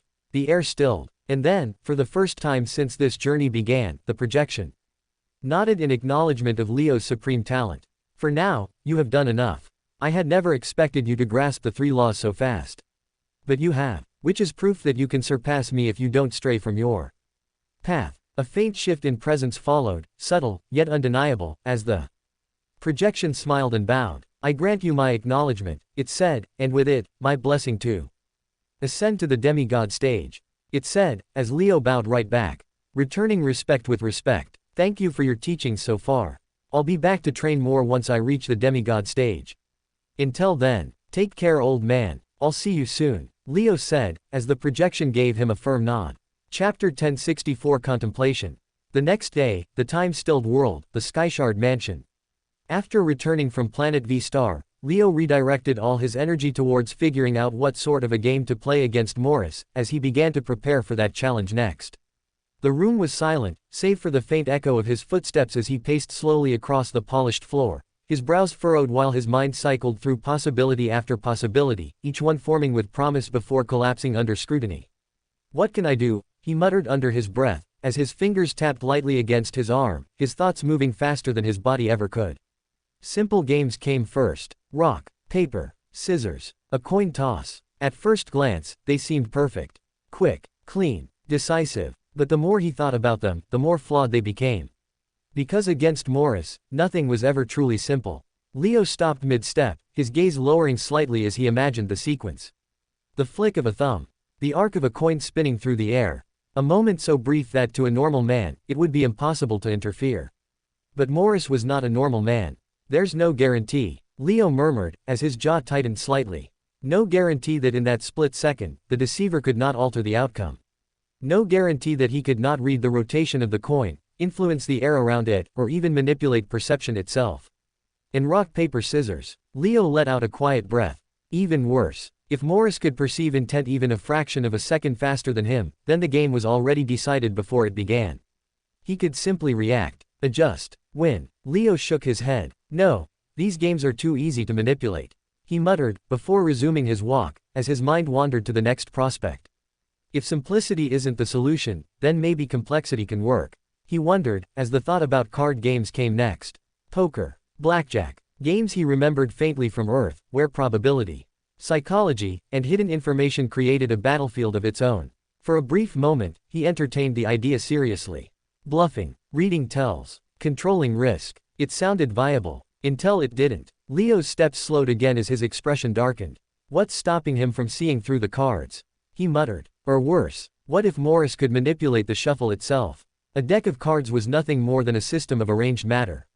And Leo had just spent months understanding how matter, energy, and space interacted. If he could begin to perceive those interactions, then Morris, a being far beyond him, could undoubtedly control them. Even on Earth, people cheated at card games. Marked decks, sleight of hand, rigged shuffles, and those were done by ordinary humans. Against the deceiver, Leo exhaled sharply. It's impossible. There would be no fairness. No certainty. Only a slow, inevitable loss disguised as a game. He turned again, his pacing growing slightly faster now, as frustration began to creep into his movements. "Think," he whispered. "If not randomness, and not hidden information, then what?" Chess. The thought came naturally. A pure game of skill. No luck. No hidden variables. Just intelligence. Leo stopped completely this time, as he considered it seriously. On the surface, it seemed ideal. Cheating in chess was difficult. Every move was visible. Every outcome could be traced. It was a battlefield of logic. But that was exactly the problem. Leo's eyes narrowed slightly. "There's no guarantee I win." And that alone made it unacceptable. Because this was not about fairness. It was about certainty. He could not gamble his life, his plans, or his future on a game where the outcome depended purely on skill. Not against Morris, a being whose mind had outplayed gods, empires, and entire factions. Even if Leo improved, even if he prepared, there was no assurance that he could outthink him. And that meant, playing chess against the deceiver was not good enough. Clench. Leo clenched his fist slightly. "I don't need a fair game," he muttered. "I need a winning one. A game that appears fair, but is rigged in my favor." The distinction mattered a lot. His pacing resumed, faster now, more restless, as he ran his hand through his hair in irritation. Then what about physical games? The thought surfaced abruptly. Something simple, something measurable. Throwing daggers, darts, tests of precision and control. For a moment, Leo considered it seriously. After all, this was his domain. His weapon, his specialty. But even that idea crumbled almost instantly. Because deep down, he already knew the answer. Whatever he could do, Morris could do better, faster, cleaner, more precise. Sigh. Leo let out a quiet breath, as his shoulders dropped slightly. Yeah, no, there was no point pretending otherwise. Skill-based games, whether mental or physical, all shared the same flaw. They left room for Morris to dominate. And that was something Leo could not allow. He stopped near the window, his gaze drifting outward as his thoughts slowed just enough for clarity to begin forming again. "I need that water from Granada to become a demigod," he said quietly. "There's no question about that." His fingers curled slightly. "But I don't understand how to beat Morris." The words felt heavier now. More real. "That man is too dangerous to take on without a solid plan." Leo closed his eyes briefly, as he forced himself to calm down, to push past the frustration and return to logic. This is not something I can wing on the go. A long silence followed, as the room itself seemed to grow still around him, as his pacing came to a halt. Fuck, this is a lot harder than I expected.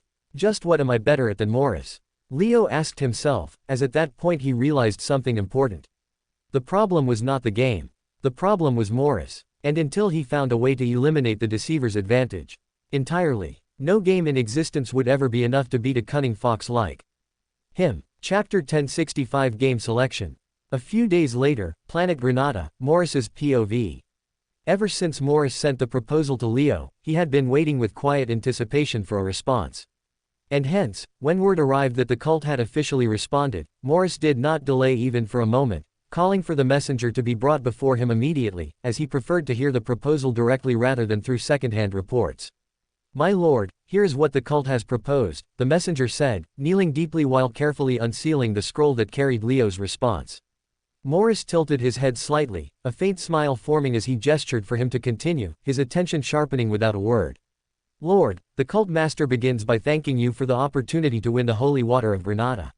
He states that after much contemplation, he has finalized a game he wishes to play against you, one that tests battlefield creativity and fast wits through artificial constructs, the messenger continued, his tone steady despite the pressure in the air. Morris did not interrupt, though the slight curl at the corner of his lips suggested the idea had already begun to interest him. In this game, both participants shall be assigned one identical stone golem each, constructed with equal strength, equal durability, and equal responsiveness, such that neither side holds any inherent advantage, the messenger went on. A quiet breath escaped Morris, almost amused, as if he had expected nothing less than an attempt at balance. The participants themselves shall not engage directly, but instead command their respective golems through a system of pre-selected action cards, which dictate the movements and attacks that the construct shall execute. Morris shifted slightly, his gaze narrowing just a fraction, as the concept unfolded in his mind faster than it was being explained. Each participant shall be given a set of 10 action cards, identical in nature between both players, with each card representing a distinct combat maneuver that the golem can perform. The explanation continued smoothly, the messenger now more confident in his delivery. These actions include direct strikes, defensive guards, evasive dashes, feints, heavy blows, counters, grapples, leaps, area slams, and recovery techniques. Morris's eyes flickered faintly at these words, as although he did not react outwardly, internally his brain already began to process all these variables. Each of these 10 cards may only be used once throughout the duration of the game, and once expended, cannot be reused under any circumstances. Additionally, both participants shall be given 5 multiplier cards x2, x3, x5, and 2 undisclosed multipliers whose effects shall remain hidden until revealed during gameplay. That earned the faintest lift of his brow. Not surprise, just acknowledgement. These multiplier cards may be applied to any action card to enhance or alter its effect. However, each multiplier may only be used once, and is removed from play after use. Morris remained silent, though his fingers tapped lightly against his arm now, slow and deliberate. The game shall proceed in rounds, where both participants must select one action card and optionally one multiplier, placing them face down before revealing them simultaneously at the start of each turn. That was where the air subtly shifted. Morris's smile deepened, becoming both wider and sharper, as he finally saw the genius behind Leo's game selection. Once revealed, the chosen actions shall be executed exactly as declared, with no possibility of alteration or adjustment once the cards have been flipped.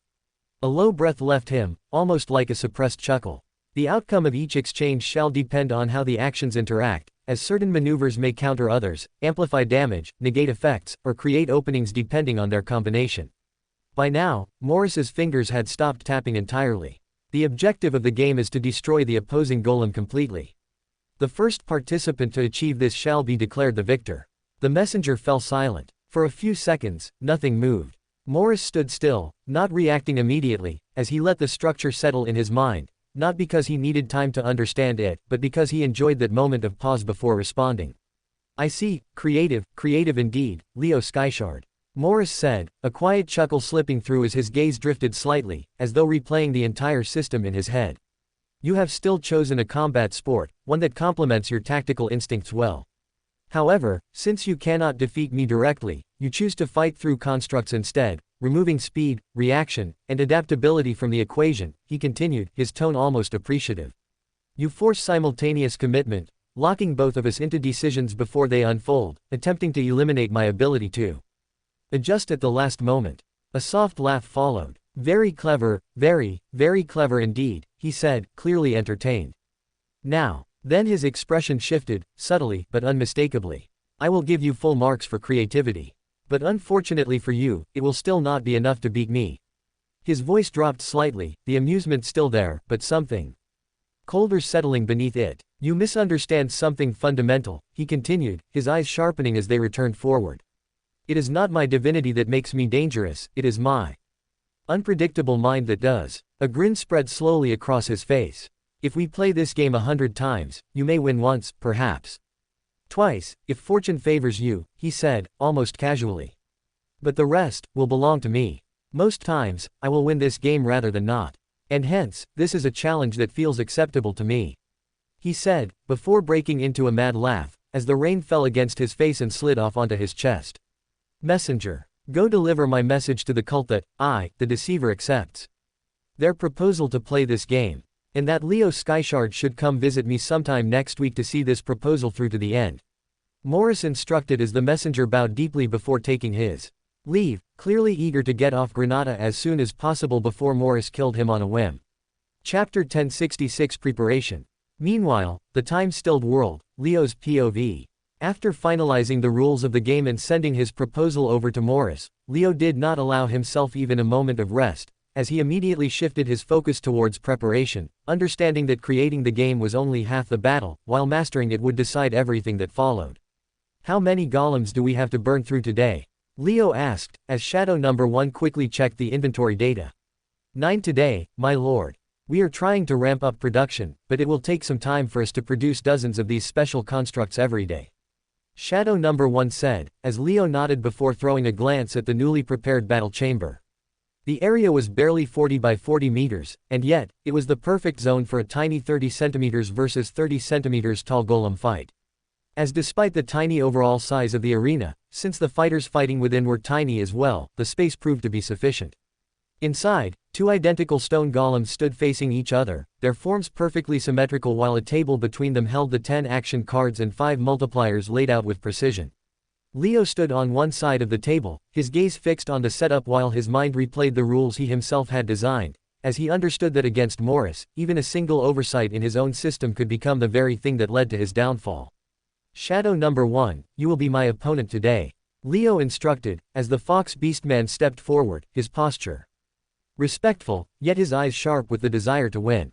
The Beastman bowed his head slightly before taking his position across the table, as he reached for the cards without needing further instruction.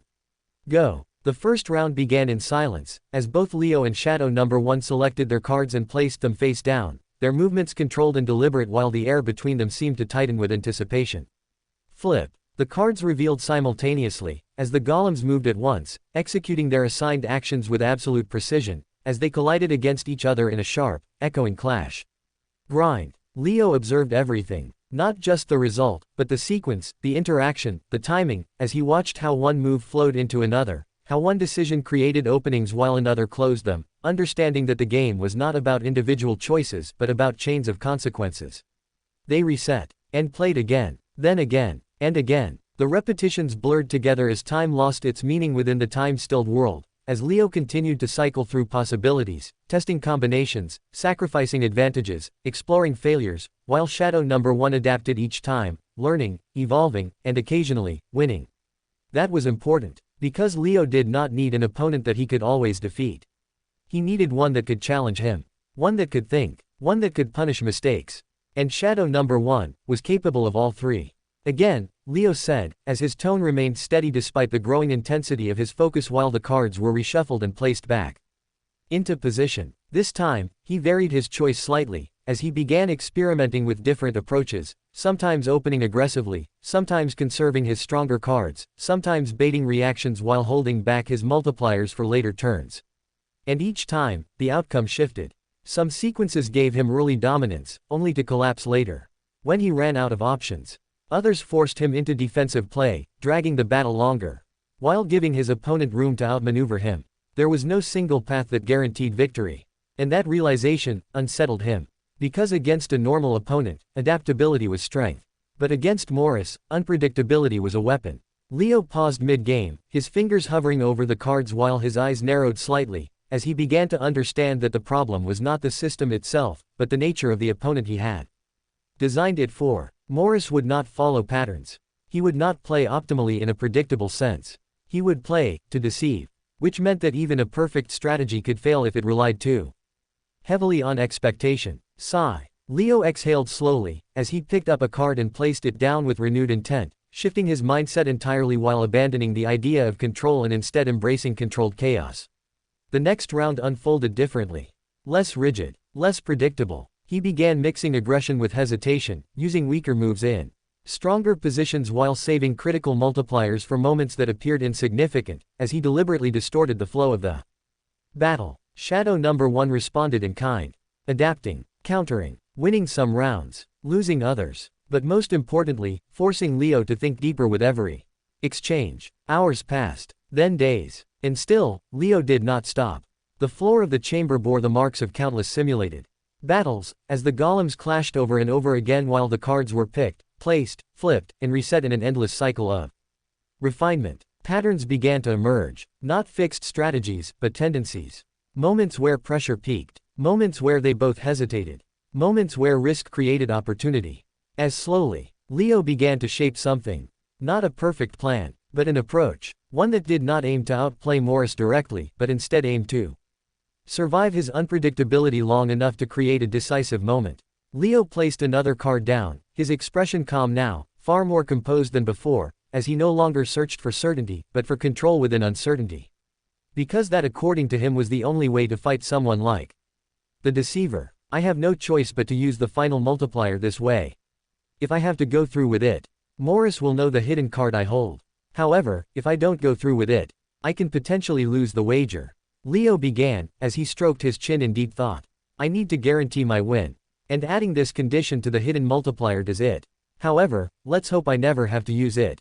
Because if I do, I'd only be trading one immediate problem for a bigger one later down the road. Leo muttered, as he prayed that he could get good enough to beat Morris in just 5 multiplier cards, and never have to use the 5th. Chapter 1067 Emerging Talents.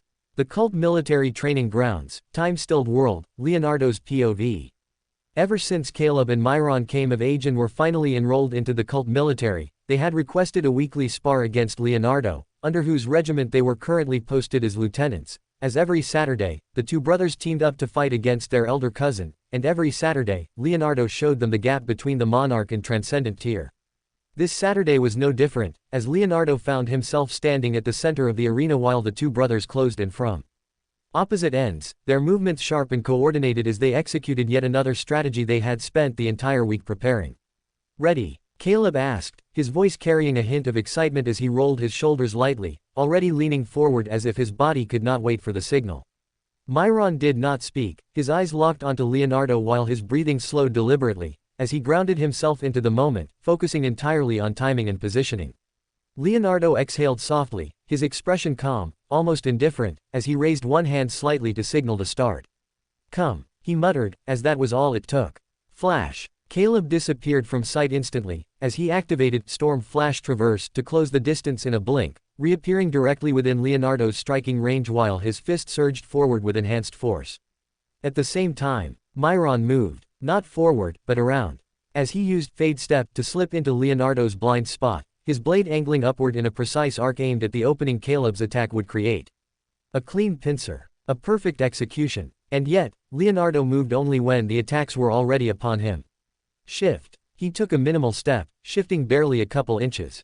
However, unfortunately for Caleb and Myron, that small shift was enough, as Caleb's punch grazed past Leonardo's shoulder instead of connecting, while Leonardo's palm came up in the same motion, redirecting the force just enough to throw off Caleb's balance.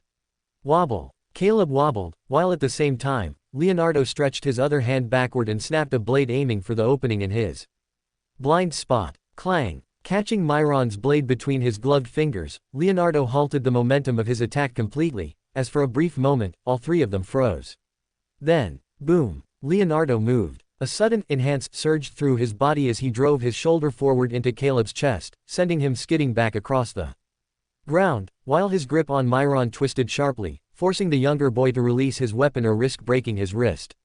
Leave. Myron let go instantly, retreating without hesitation as he created distance again, while Caleb recovered mid-slide. Again, the elder Skyshard shouted, as flash. He vanished once more, reappearing higher this time, his leg crashing downward in a heavy arc aimed at Leonardo's head. But this time, Leonardo stepped into the attack. Thud. His forearm intercepted the strike at its base, neutralizing the force before it could build, while his other hand shot upward, gripping Caleb by the collar. What did I tell you last week? Never leave the ground if you're not certain it gives you an advantage. This is practical combat, not an arrow skills show. He reprimanded, as push. He threw Caleb backwards, forcing him into a roll instead of allowing him to reset cleanly. Roll. Cough. Caleb coughed, however, while he struggled. Myron tried to seize the opening, as step. He closed the distance instantly, retrieving his blade mid-motion as he slashed horizontally, aiming to capitalize on Leonardo's momentary focus shift. As this time, he felt as though his blade connected.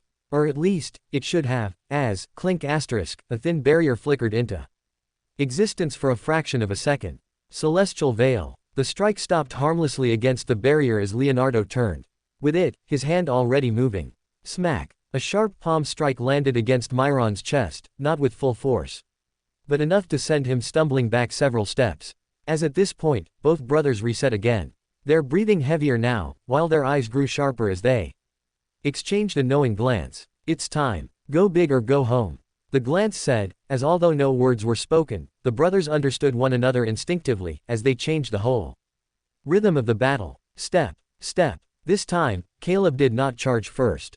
Myron did, as flash. He appeared directly in front of Leonardo, launching a rapid sequence of strikes, as he forced Leonardo to block, parry, and adjust repeatedly, as the tempo of the fight suddenly increased. While at the same time, boom, Caleb entered from above, his timing perfectly synced, as his strike came down at the exact moment Leonardo committed to deflecting Myron's blade. As for the first time, Leonardo was forced to give ground.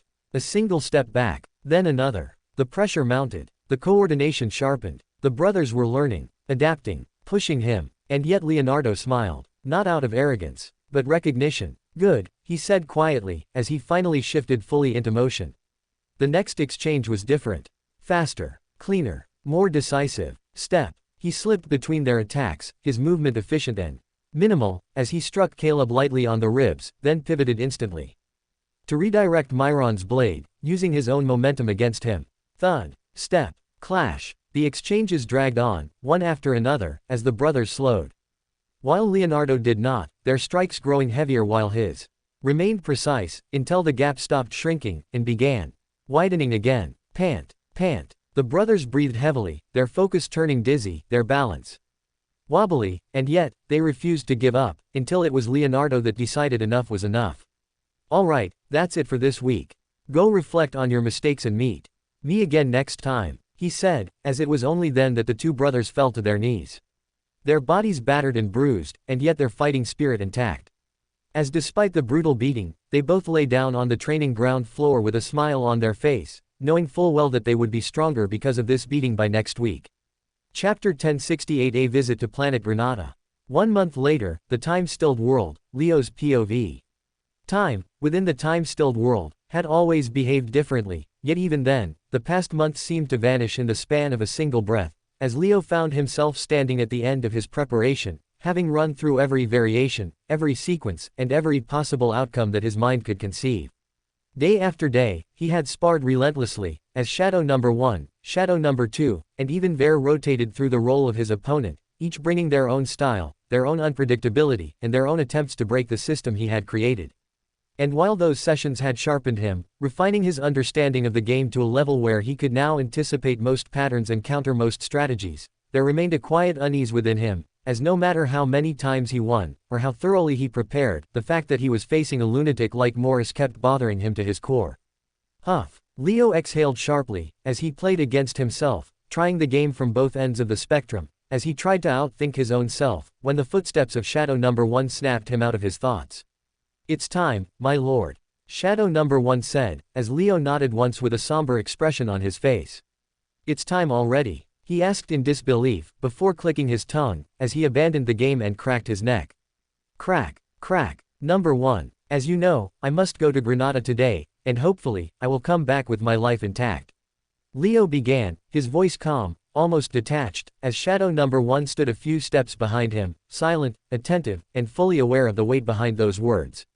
However, Leo paused, as he let the implication sit in the air for a while. There was no dramatics in his tone.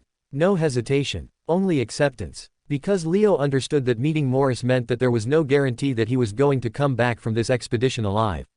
The deceiver was unpredictable, and losing his life was a real possibility in this wager. And hence, even though he did not wish to, Leo decided to leave behind some last-ditch instructions, just in case he ended up meeting an unfortunate demise. However, if I don't return, Leo continued, as he finally turned to face his subordinate, his gaze steady while his expression remained unreadable, then you must ensure that the cult does not fracture in my absence. Shadow number 1 lowered his head slightly, his posture respectful, though the tension in his shoulders betrayed the gravity of the moment. Entrust the cult to Aegon Vare, Leo said, his tone firm now, leaving no room for misinterpretation, as he spoke not as a man preparing for a journey, but as a leader preparing for his own death. The dragon will lead in my place, while you remain in the shadows and continue to protect my family and my children from threats both seen and unseen. He continued, as his words carried the weight of command rather than suggestion. Shadow number 1 nodded once, slowly, as he accepted the responsibility without question, even though the burden behind it was immense. And one more thing, Leo added, his voice lowering slightly, not out of uncertainty, but because what followed was not a command meant for war, but for restraint. If I fall, do not let the dumb kids seek revenge. He began, before letting out a long sigh, as he shook his head in disappointment. They're too hot-blooded at this age. Especially Myron. So put a check on him at all times. Leo instructed, as Shadow number 1 nodded responsibly. Tell them that I forbid them from seeking revenge for my death, until they become demigods themselves, or until their mother is gone, Leo said, as his gaze drifted briefly, not outward, but inward, as though he was already imagining the aftermath of his own absence. Until then, they must live for her, and not for me, he finished, as a rare softness touched his expression for just a fleeting moment before disappearing completely. Shadow number 1 remained silent, though his jaw tightened slightly, as even for someone as composed as him, the thought of such an outcome was not easy to accept. The cult had already lost a lot of its finest leaders. And after the fall of Ixtal, if they now lost Leo too, then recovering would become next to impossible. However, beyond the cult, on a personal level too, Shadow number 1 did not fancy the odds of this mission. Because the way he saw it, this was not just a mission but rather a risky gamble Leo was taking for the future of the cult and his own progression as a warrior, where the price for losing could mean giving up everything. I understand, my lord, Shadow number 1 replied finally, his voice low and steady, as he accepted not just the instructions, but the possibility that he may soon have to carry them out, as Leo gave him a firm nod. Good, Leo said before turning away, as he had no more instructions to pass on. FWOOSH. Leo opened a portal to Granada, its swirling depths humming with unstable energy, as he stepped toward it without hesitation, his expression calm, his mind clear, as whatever doubt lingered within him was now buried beneath resolve. Let's go meet the madman, he muttered, before the portal closed, as he walked deeper into the fourth dimension, leaving Shadow number 1 alone in the training chamber. Kaboom. Rain. The moment Leo stepped outside the fourth dimensional portal, he found himself under the stormy skies of Granada for only the second time in his life, as the rain soaked his clothes almost instantly, drenching him from head to toe within a single breath. Slosh. Crash. Waves crashed beneath his feet in a violent maelstrom, rising and collapsing in chaotic rhythm as the ocean churned endlessly below him, while the sky above roared with unrelenting fury, streaks of lightning tearing across the dark clouds as if the heavens themselves were cracking apart. FWWWWRRRR.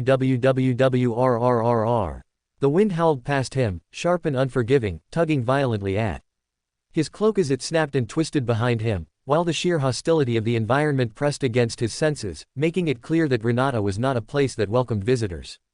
And yet, amidst all that chaos, there was stillness. A single rock floated above the endless ocean, unmoving despite the storm's rage, as though it existed outside the laws governing everything else around it, while atop that rock stood a lone figure.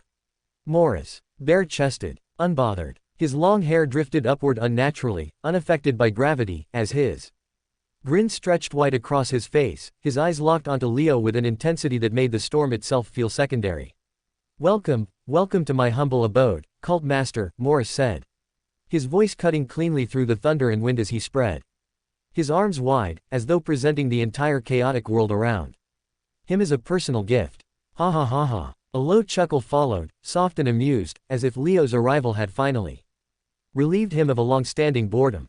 Leo began to descend slowly, his gaze never leaving Morris even for a fraction of a second, as his heartbeat rose despite his control, each step downward making the invisible pressure around him grow heavier. Because even without killing intent, even without movement, the difference between them was undeniable. It pressed against him from all directions, subtle yet suffocating, as though the very space around Morris obeyed him in ways Leo could not yet comprehend. Keep it together, Leo. Remember who you are, Leo said to himself, as he slowly landed on the rock. Tap. His feet lightly touched the surface, as almost immediately, the storm seemed to fade into the background, not because it had weakened, but because his focus had narrowed entirely onto the man standing before him. I see you've been waiting for me, Lord Morris, Leo said, his voice steady, controlled, as he met Morris's gaze head-on without retreating.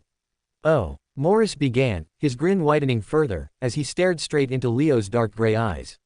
Oh, I most certainly have, he replied softly, his tone light, almost playful, as his eyes gleamed with something far sharper beneath the surface. Kaboom! Another flash of lightning split the sky. And for that brief instant as the world lit up around them, the two stood facing each other on that lone rock, none backing down, despite the power difference between them, as they both sized each other up, as though measuring how much the other was willing to risk before the game even began. I must say, you have crafted the most interesting game to play. So hopefully, it is as fun in practice as it is on paper. Because if not, I'd be really disappointed, Morris shared, as the implication was clear. Regardless of the result, Leo had to entertain Morris. Because if not, then this meeting could end in a way neither of them intended. Chapter 1069 An unfazed Leo.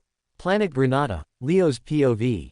For a while, Leo and Morris continued to stare one another down, neither willing to yield even an inch, as the storm raged around them while the tension between them grew heavier with every passing second, until eventually, it was the erratic god who chose to break the silence. So, I'm sure you have already practiced this game a million times before coming to me. So tell me, do you really think you can beat me?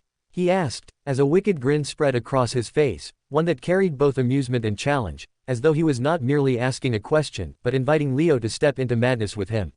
And yet, Leo remained unfazed. Yes, Leo began, his voice steady, grounded, as he spoke not with the delusion of a man blind to the gap between himself and a god, but with the quiet conviction of someone who understood both his own limits and those of the monster standing before him. Yes, I have practiced this game extensively before coming here. In fact, it would be an insult to you and your reputation if I had not. He continued, his gaze unwavering. So yes, while I fully understand that I may lose, I also believe that I can win. Leo replied candidly, as Morris let out a burst of laughter, clearly entertained by the answer. Ha ha ha ha. Good. This is exactly the attitude I want in an opponent. Ha ha ha ha. You're almost as fun as Soren, he said, sounding genuinely pleased, as he clapped his hands once and tilted his head upward, allowing the rain to pour over his face as though he relished every drop of it. Kaboom! A streak of lightning tore across the sky, illuminating the storm for a fleeting instant, as Morris slowly lowered his head again, his expression shifting as his eyes locked onto Leo once more, the playfulness giving way to something far colder beneath the surface. All right then, shall we begin? He asked, as the thunder rolled again, the storm intensifying as though responding to his will, while Leo gave a small nod and stepped forward.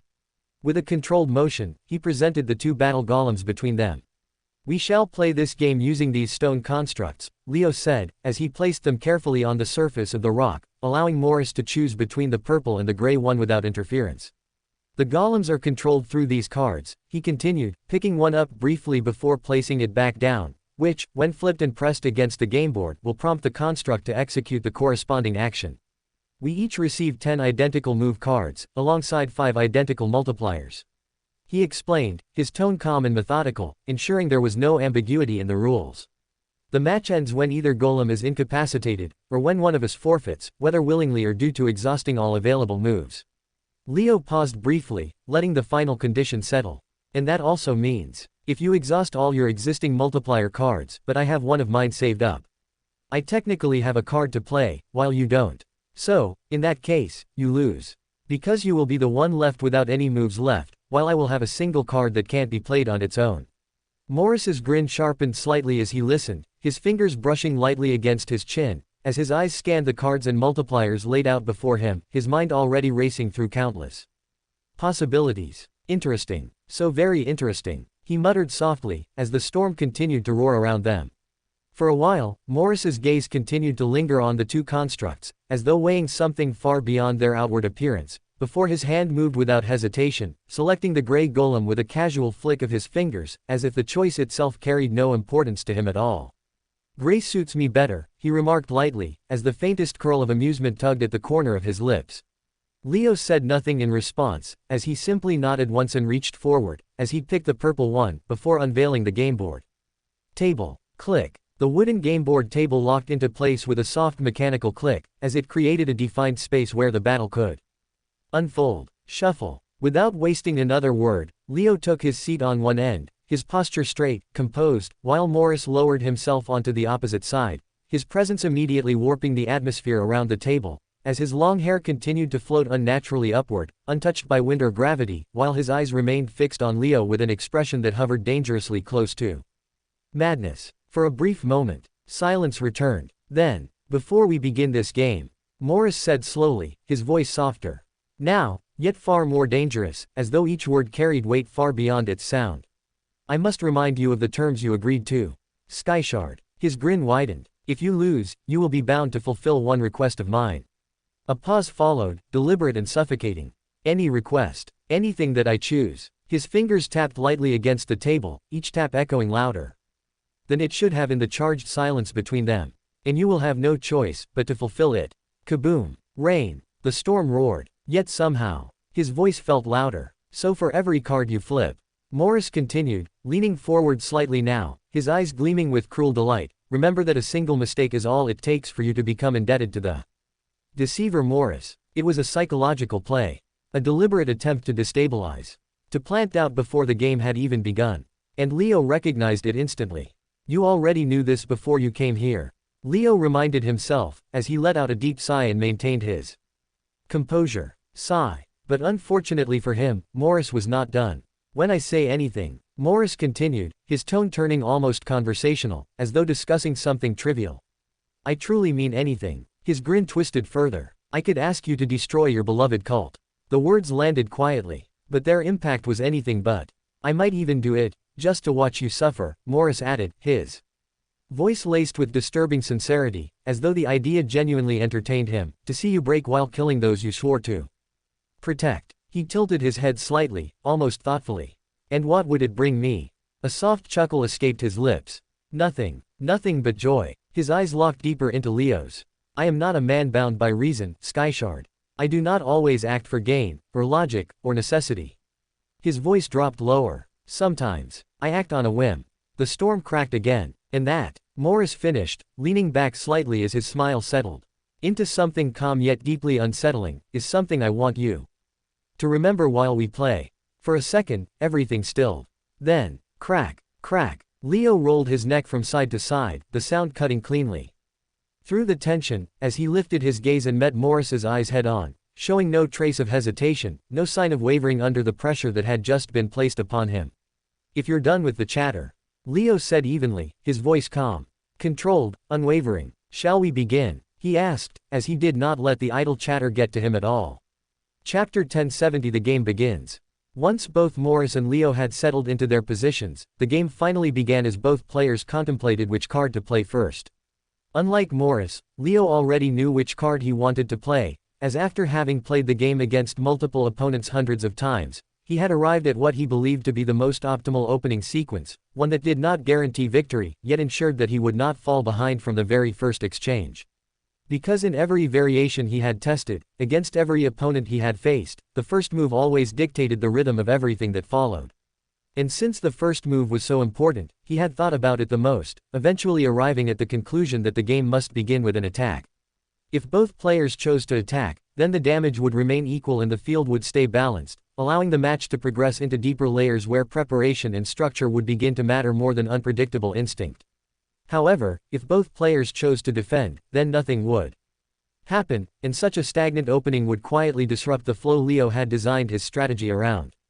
Since the outcome he was chasing here relied on controlled defensive pressure and carefully timed exchanges when options became limited, delaying the progression of the match was sure to only work against him.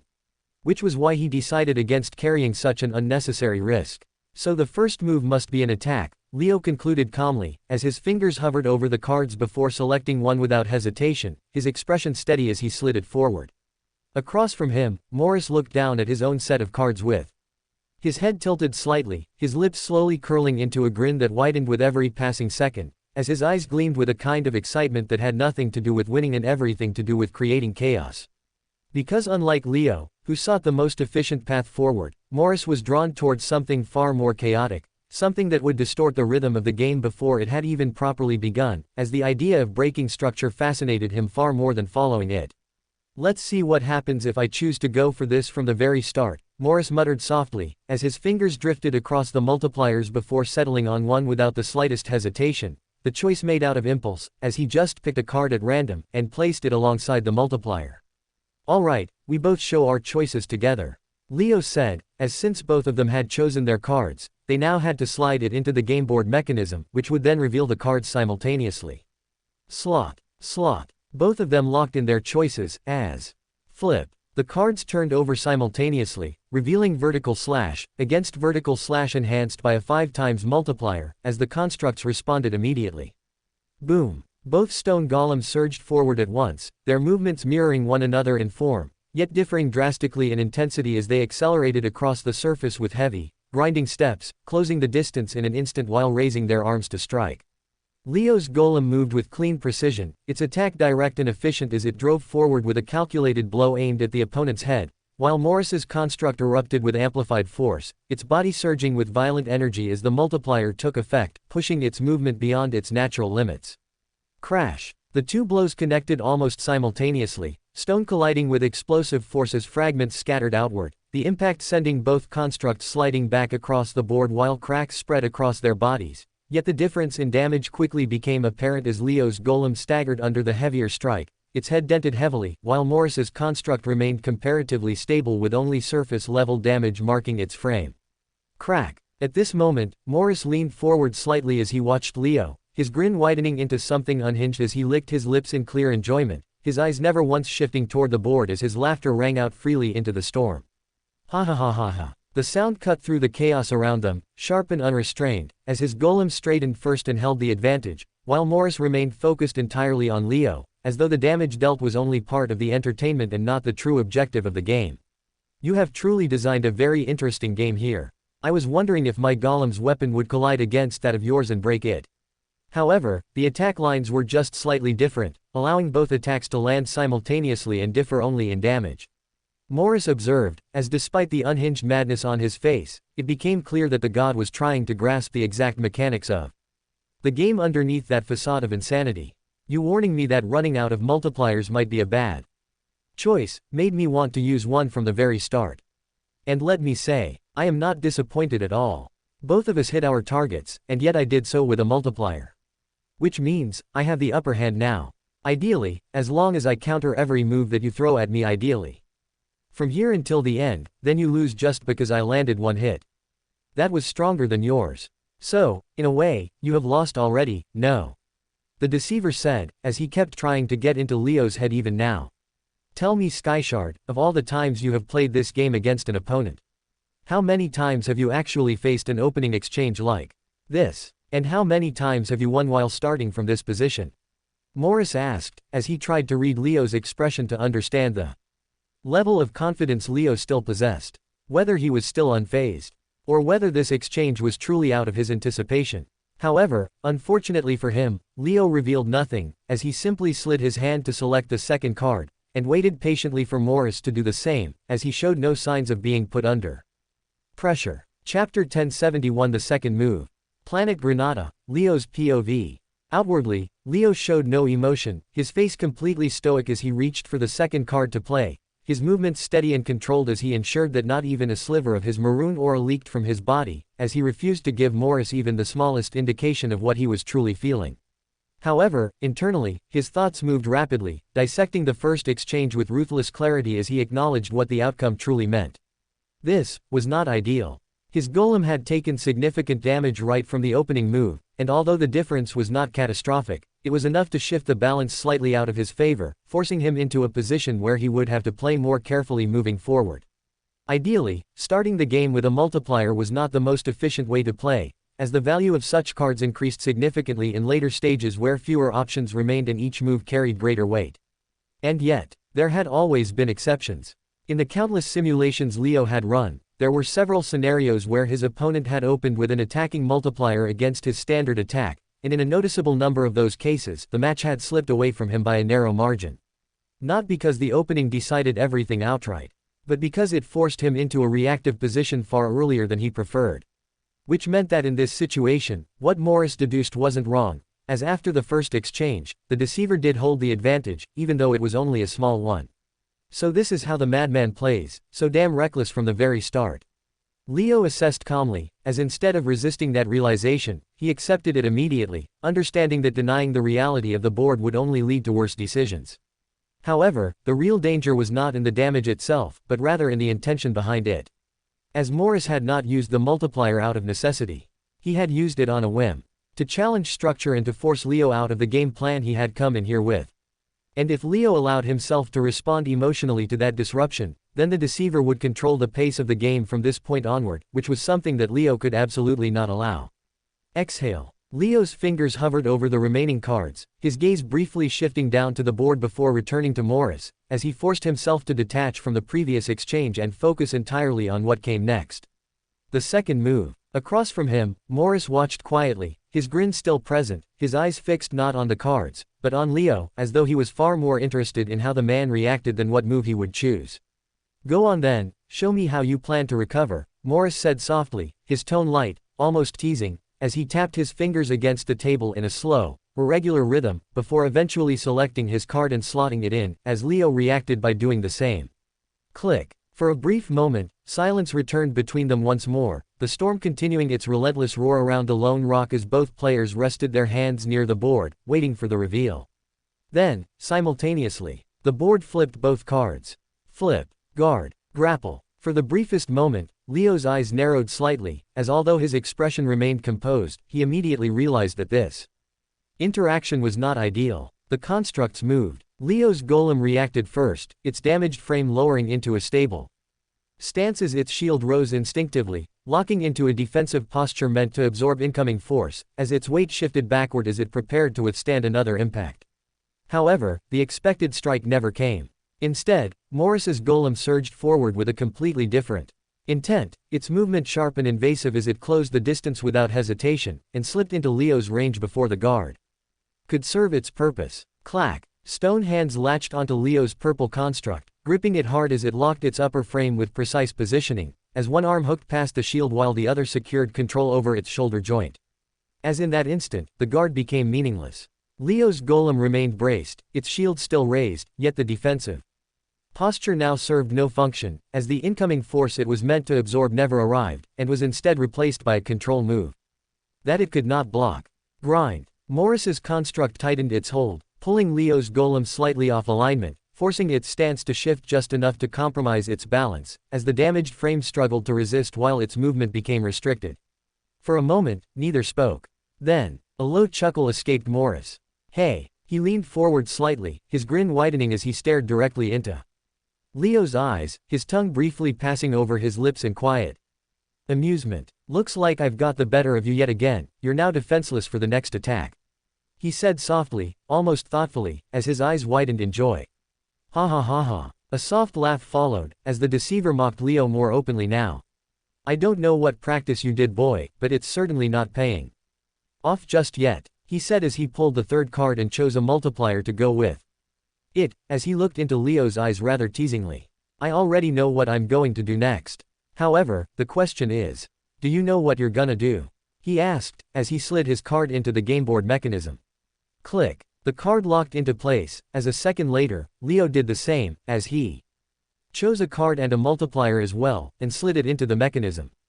Without doubt. Click. Both cards loaded into the board, as for a brief tense moment, the mechanism paused, before flipping them both simultaneously, as both Morris and Leo waited for the outcome of this exchange with bated breaths. Chapter 1072. The game intensifies.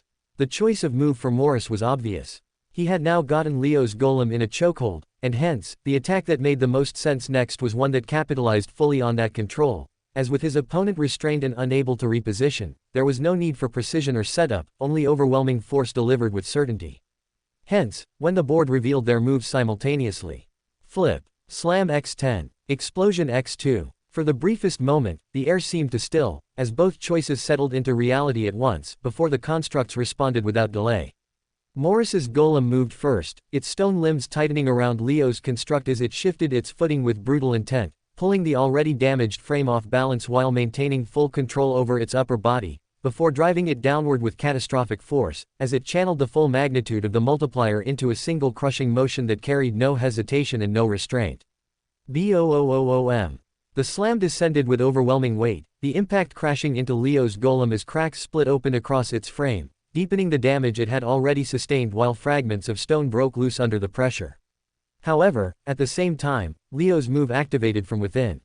The fractured surface of his golem lit up along its cracks as energy surged outward from its core, before a concussive explosion burst in every direction, expanding rapidly into a violent sphere that engulfed both constructs at point-blank range, as the outward force of the blast radiated far more violently than inward, pushing directly into Morris's golem at the peak of its motion. Boom. The two forces collided in a violent exchange, as the downward slam crushed through Leo's already weakened structure while the explosion answered back with equal ferocity, sending a shockwave through Morris's construct as cracks spread across its torso and arms, heat rippling across its surface while parts of its body began to sizzle under the impact. For a brief moment, everything was chaos, as force clashed against force and stone shattered outward, fragments scattering across the board while the shockwave rippled through the confined space between them. As the aftermath settled, Morris's golem was pushed back, its grip broken as it slid across the board, its once stable frame now lined with visible cracks while faint heat shimmered from its surface, showing clear damage yet retaining structural stability. Leo's golem, however, had suffered far more, as its entire frame had darkened and blackened from within, deep fractures running across every inch of its body as its structure barely held together, pieces threatening to crumble away at any moment as it remained standing only by the narrowest margin. The difference was undeniable. For a second, silence lingered between them, the storm roaring around the lone rock as both constructs remained in place, one damaged yet stable, the other barely holding on. Then Morris burst into laughter. Ha ha ha ha ha ha. His voice rang out wildly into the storm as he threw his head back, his hair floating erratically while his entire body trembled with excitement, as though the destruction unfolding before him was exactly what he had been waiting for. This is beautiful. He leaned forward suddenly, his eyes wide with manic delight as he stared directly into Leo, his grin stretching wider as the sheer unpredictability of the exchange seemed to invigorate him. You chose destruction at this moment. He laughed again, louder this time, unable to contain his amusement. I thought you were the careful one. His fingers tapped rapidly against the table now, no longer controlled but erratic, as the chaos before him fueled his excitement even further. This is exactly what I wanted, Morris said, his voice lowering slightly as his grin settled into something more intense, his gaze flicking briefly toward the shattered constructs before returning to Leo. This unpredictability, I love it in an opponent. He gestured lightly toward the damaged board, his eyes gleaming. You have spine Leo Skyshard, I'll give you that. But the way I see it, you are in some deep trouble as of now. We do have one recovery card. However, do you really think I'll let you use it?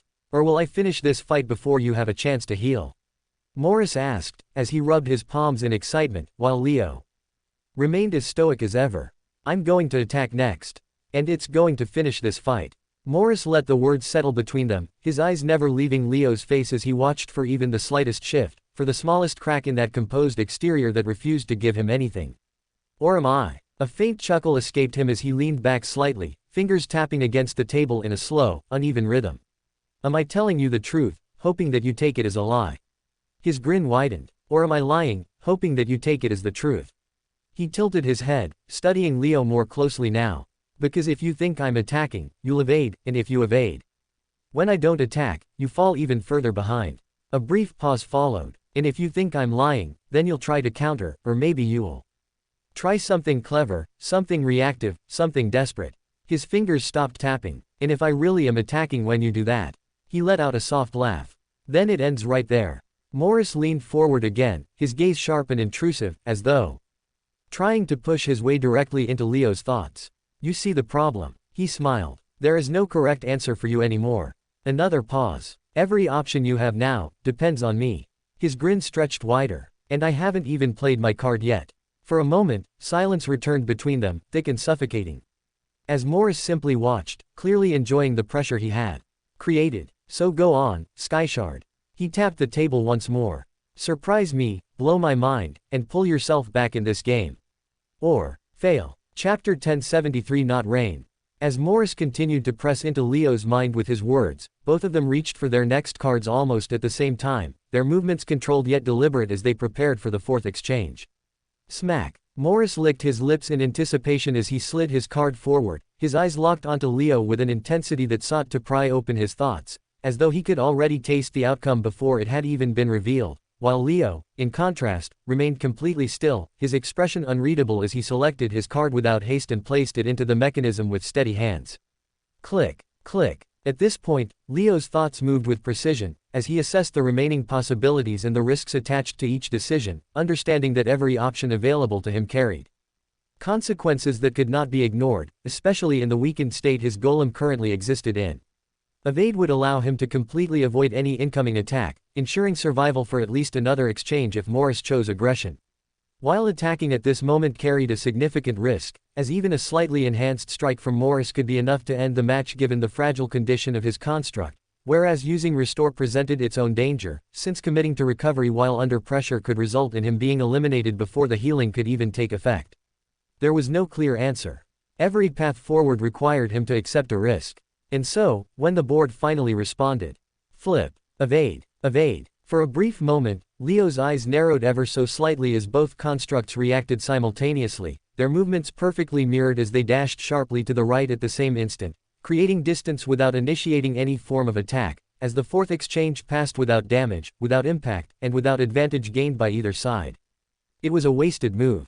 Both players had now lost their only evade, and with that option removed from the equation, the nature of the game shifted once again, as future attacks would now carry unavoidable consequences, even when met with defense, since guarding could only reduce incoming damage rather than eliminate it entirely. Morris began to chuckle. You could have used Restore, he said, his grin returning as he leaned forward slightly, clearly pleased with what had just transpired, as though the outcome had aligned perfectly with his intentions. You would have been fine, he continued, his eyes gleaming with amusement, but because you feared what I might do, and because you believed in my promise, you wasted your only evade. A low laugh followed. I got you once more, boy. And yet, despite his words, Leo did not react. There was no frustration on his face, no sign that the move had shaken him, as beneath that calm exterior, his mind continued to process the situation with clarity, recognizing that given his position, evade had in fact been the safest and most stable choice available to him, as it guaranteed that even if Morris had chosen to follow through on his threat and attack, the match would continue into another exchange.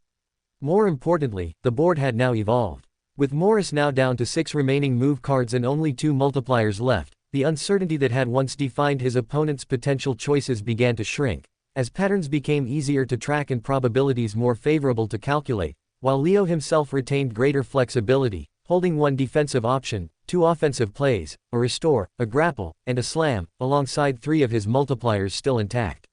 In contrast, Morris now only had 2 attacks, 2 defense, a restore, and 1 self-explosion left, which meant that there was at least a 50% chance that the next move he chose would be non-threatening in nature, which gave Leo a good grasp on how to end this fight. The longer this game continued, the more information Leo could accumulate, and the more constrained Morris's options would become, as only then could he reliably calculate the end. And hence, even though the fourth move seemed like a dud, Leo wasn't disappointed by it at all, as he appreciated the increase in clarity that it brought. What do you think I'll do next, Skyshard? I say I'll attack you once again. Do you believe me, or am I lying again? Will you choose to heal? Or will you choose to defend? Morris asked, as he leaned forward slightly, his grin widening as he watched Leo with relentless focus, clearly savoring every second of the pressure he was applying, as though the answer itself mattered. Far less to him than the process of forcing Leo to arrive at it. Because this is where it gets interesting, he continued, his fingers tapping lightly against the table in an uneven rhythm. You no longer have the luxury of certainty, not after that evade, not after that little exchange where you chose to survive instead of taking control.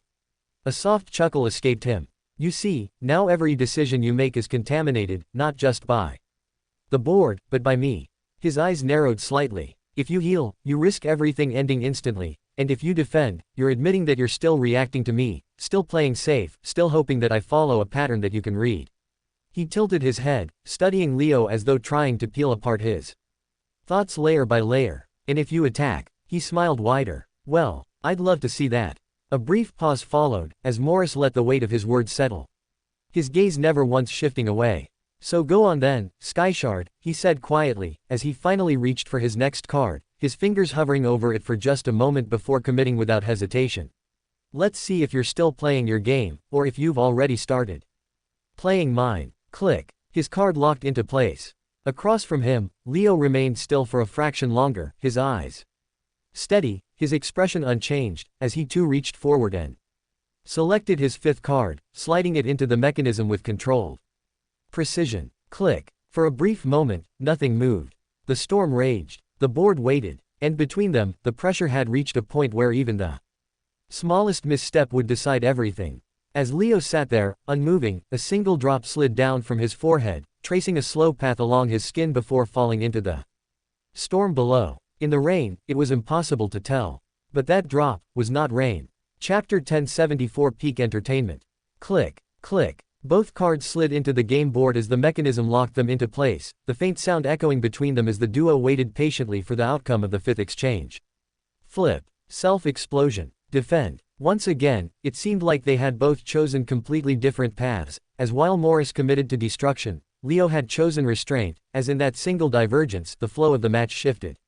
Before making this move, Morris had felt certain of what would come next, as from his perspective, the pressure he had applied, combined with Leo's increasingly fragile position, pointed toward only one logical outcome, which was a desperate attack meant to reclaim control, as it was exactly that expectation which had guided his decision to trigger a self-explosion, as he aimed to punish aggression with mutual damage. And yet, Leo had not followed that path. As the constructs responded, Morris's golem trembled violently from within, the cracks across its body glowing faintly as unstable energy surged through its frame, before erupting outward in a violent detonation that tore through its own structure, the force expanding rapidly across the ground. Boom! The blast spread outward, but Leo's golem, already positioned at a distance and braced in a defensive stance, absorbed only the outer edge of the impact, its shield holding firm as the force diminished against it, leaving it largely intact while the origin of the explosion suffered the true cost of the exchange. Wobble. Sizzle. Morris's construct staggered in place, its already damaged frame now further compromised as fresh fractures spread across its body, pieces of stone cracking loose while its structure grew increasingly unstable. As for the first time, Leo won an exchange. Oh, Morris said, his voice carrying a rare note of surprise as his eyes flicked briefly toward the board before returning to Leo, clearly not expecting this outcome. If Morris had been a conventional player, he would have reserved self-explosion for moments of guaranteed entanglement, using it only when locked in a grapple to ensure that both sides suffered equally. Yet Morris was not bound by such patterns, as his entire approach had been built around unpredictability, around forcing decisions that broke structure rather than followed it. And based on everything that had happened so far, he had been convinced that Leo would attack. That Leo would attempt to break free from the pressure, to prove that he was not being controlled, and in doing so, walk directly into the explosion that would punish both sides. But Leo had not taken that bait. Even now, this deep into the match, Leo had stayed true to his original plan, choosing stability over impulse, and in doing so, he had turned Morris's own unpredictability against him. Ha! Morris chuckled. Ha! Ha ha ha ha, ha, interesting. Very interesting. His grin returned, though this time it carried a sharper edge, as he leaned forward slightly, his eyes gleaming once more. You have balls of steel, Skyshard. I'll give you that. He complimented, as across from him, Leo exhaled quietly, the breath subtle, controlled, yet unmistakable, as for the first time since the game had begun, something had gone his way, and the tension pressing against his mind eased ever so slightly.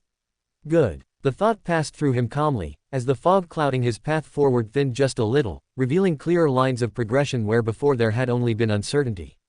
They were now halfway through the match, and although Morris still held a slight advantage in terms of pure damage dealt, the structure of the game had begun to tilt, as Leo retained more offensive flexibility while his opponent's options had narrowed, forcing him into a position where each remaining attack had to be used with far greater care. Morris now had 2 attacks, 2 defensive plays, and a single recovery left, which meant that he now had more non-threatening moves left than threatening ones. Interesting. It would not be fun if I was the only one dominating this game from the start to end. However, you've now grabbed my interest. I'll not be so casual anymore, Skyshard. From this point onwards, I will play seriously. Morris said, as he cracked his neck too, and leaned in closer towards the table, as he chose his next card and slotted it in. Click. He chose, as a second later, Leo did the same, as he chose a card and a multiplier and slotted it in. Click. A tense moment passed between the two, where they both watched the game board in silence before flip. The next set of cards revealed themselves as recovery. Recovery x5. They had chosen, as both players finally committed to restoring their constructs at the same time, the moment carrying a strange sense of symmetry as the board acknowledged their decision and triggered the internal mechanisms embedded within the golems. Glow. A faint golden light began to shimmer across both constructs, spreading slowly over their fractured bodies as the restoration process initiated, while a soft blue glow followed from within, pulsing through the cracks like veins of energy as the damage that had accumulated over the previous exchanges began to recede. The fractures shrank, the blackened edges faded, the unstable surfaces began to solidify once more as the healing took effect, the construct stabilizing visibly as the restoration process continued to run its course. However, the difference soon became apparent. While Morris's golem recovered steadily, the glow surrounding Leo's construct was far more intense, as the golden light enveloping it shone brighter and the blue energy coursing through its body surged with greater strength, accelerating the rate at which the damage disappeared. As while Morris had chosen to recover without any multiplier, relying purely on the base restoration of the card, Leo had committed one of his multipliers to the move, amplifying the healing effect significantly and allowing his golem to recover from far more damage than its opponent. As in that single exchange, the balance shifted. As for the first time since the game had begun, Leo finally held the net advantage. His construct now stood more stable, its frame largely restored as only faint remnants of earlier damage remained, while Morris's golem, though repaired, still bore visible signs of strain, its structure not fully returned to optimal condition as it lagged just a step behind. The difference was subtle, but decisive. Leo was now in control. The flow of the match had turned, as the player who had been reacting for most of the game now found himself in the driver's seat, with more options, better condition, and clearer lines toward victory, while Morris, for the first time, had to consider the possibility of being outplayed. For a brief second, silence lingered between them. Then Morris began to laugh. Ha, ha. The sound grew rapidly, twisting into something louder, sharper, more unrestrained as his head tilted back slightly and his shoulders trembled with the intensity of it. Ha ha ha ha ha ha. His laughter echoed into the storm, wild and manic, as though the very fact that the game had shifted away from him only made it more enjoyable. Delicious, this is most entertaining. He leaned forward again, his grin wider than ever, his eyes gleaming with excitement that bordered on madness. This is exactly what I wanted. Chapter 1075 Threats and Madness. Planet Granada, Leo's POV. After gaining the upper hand, Leo finally let out a sigh of relief, as the fog covering the path to victory thinned ever so slightly more, while the storm around them continued to rage without pause, as if indifferent to the silent shift that had just taken place between the two players seated across the game board. For the first time since the match had begun, the pressure weighing down on his mind eased just enough for him to think beyond survival, as his thoughts no longer revolved around merely staying in the game, but instead began to shape themselves around control, around dictating the next few exchanges rather than reacting to them. And with that subtle shift came something else. A decision. Leo lifted his gaze and looked directly into Morris's eyes, his expression calm, his posture relaxed in a way it had not been before, as he chose to step forward into a different kind of battle, one that extended beyond the board and into the space where Morris had been dominant until now. Oh, it looks like I have the upper hand now. He spoke without hesitation, his tone steady, unprovoked, as though he were merely stating an obvious truth rather than attempting to provoke the god sitting across from him. What happened, His eyes did not waver. Are your erratic tactics not working against a cult master, yet again? For a brief moment, silence followed. Then Morris exploded. Ha ha ha ha ha ha. The laughter came out violently, uncontrollably, as he suddenly pushed himself back from the game table, only to collapse onto the ground the very next second, rolling across the wet surface as the rain soaked into his trousers while he clutched his stomach in pure, unrestrained amusement. Ha ha ha ha. Ha ha ha ha ha. He rolled again, his body trembling as though the words he had just heard had triggered something deep within him, something that he found so absurd, so entertaining, that he could not contain himself even for a moment. For several seconds, he continued like that, laughing into the storm, his voice echoing against the violent winds before he finally slowed, pushing himself up onto one knee as he wiped a tear from the corner of his eye, still chuckling as he looked back toward Leo. You. He took a breath, his grin stretching wide once more. You become more and more endearing to me every second. He rose to his feet slowly, his gaze locking onto Leo with renewed interest. Be careful, Skyshard.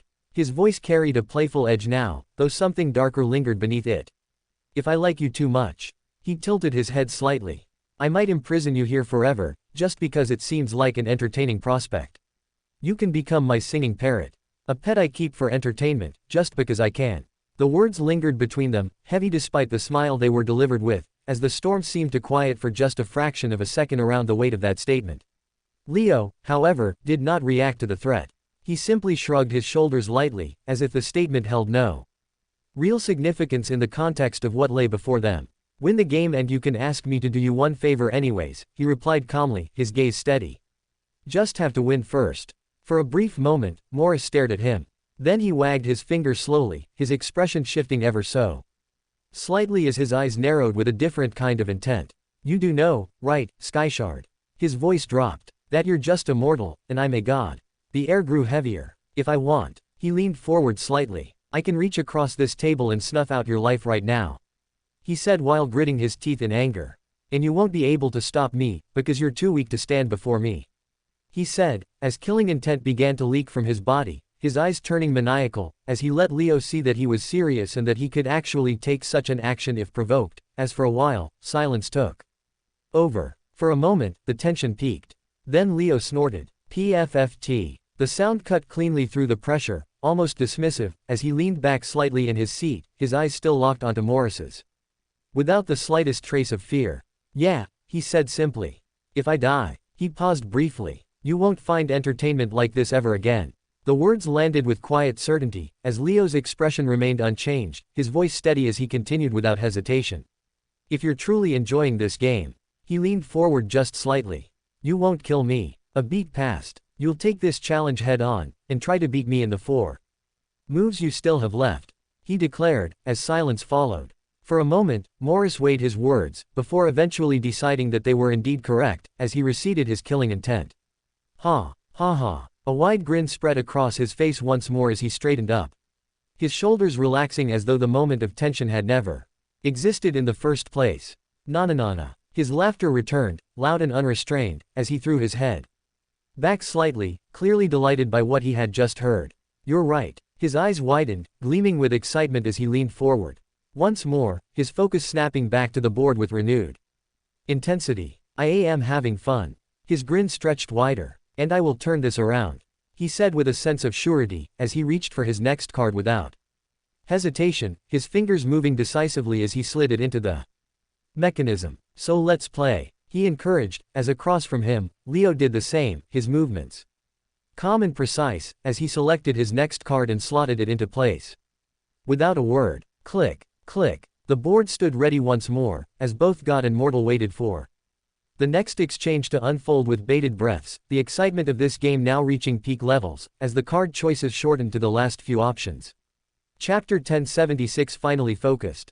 Click, flip, grab, attack. The cards revealed themselves as both players committed to opposing intentions, as while Leo chose to close the distance and seize control, Morris opted for immediate aggression, trusting the initiative of striking first over the security of positioning, the contrast between their choices setting the tone for how the exchange would unfold. Leo made the choice to use grab because, with Morris having already exhausted both evade and self-explosion, the option had now become a near-certain engagement, leaving his opponent with no reliable means of escaping once contact was established, which made it the most calculated move he could make at this stage of the match. And hence, as the constructs responded to those decisions, Morris's golem surged forward with sharp momentum, its arm rising in a brutal arc as it aimed a direct head strike, while Leo's golem advanced without hesitation, stepping directly into the attack rather than away from it, fully committing to the exchange that he had already calculated would end in control. Slam! The attacking blow landed first. The gray golem crashed into Leo's purple one, the impact ringing out across the battlefield as fresh cracks spread across its surface, the damage visibly worsening its recently recovered frame, while the force of the hit pushed it back by half a step. And yet, it did not stop. As while the damage registered, Leo's golem completed its forward motion, its arms wrapping tightly around Morris's construct in a solid waist hold, locking it in place before hoisting it upward with raw force. Lift. The momentum shifted instantly. Morris's golem, which had just delivered the opening strike, now found itself lifted off the ground, its center of balance broken as it was raised above Leo's construct, its limbs struggling for leverage in a position that offered none. Leo had taken the hit, but claimed the position. Ha! Morris laughed, his eyes gleaming with renewed interest as he leaned forward slightly, clearly enjoying the unfolding exchange. I know what you're going to do next now. His grin widened. Your next attack is going to be a slam, isn't it? As he spoke, the state of the board became clearer, as despite gaining positional dominance, Leo's construct had suffered slightly more damage overall from that exchange, its cracks deeper and more pronounced compared to Morris's, which, although compromised, remained marginally more stable. And yet, position outweighed condition. Because from where it stood now, Leo's golem held control over the next action, as the lifted posture of Morris's construct left it vulnerable to a follow-up that could decisively tilt the match. As what Leo did next seemed to be almost obvious. Click. Leo moved first. Click. Morris followed. The multipliers slid in alongside the chosen moves, locking into place as the board accepted their decisions and prepared to resolve what would likely become the most decisive exchange of the match so far. Flip. Slam x10. Defend x2. As the cards revealed themselves, Leo's intention materialized immediately, as his golem shifted its grip and drove the lifted construct downward with overwhelming force, channeling the amplified power of the multiplier into a devastating slam aimed directly at the ground beneath them. Boom! The impact was catastrophic. The battlefield trembled as Morris's golem was driven into the surface, the sheer force of the slam cracking the ground beneath it as shockwaves rippled outward, the sound echoing violently into the storm above. And yet, it did not end.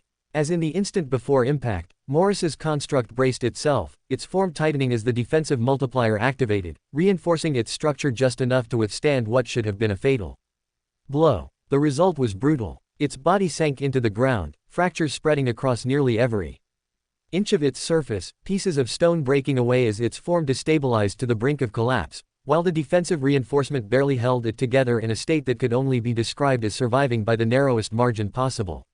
It was still standing, but only just. Across from it, Leo's golem remained upright, its stance firm despite the earlier damage it had taken, as the successful execution of the slam established clear dominance in both position and outcome, leaving it in control of the battlefield once more.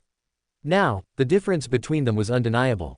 Morris's construct had been reduced to a critical state, where even the slightest successful attack in the coming exchanges would be enough to end it, while Leo's, though damaged, retained enough structural integrity to withstand at least one more confrontation.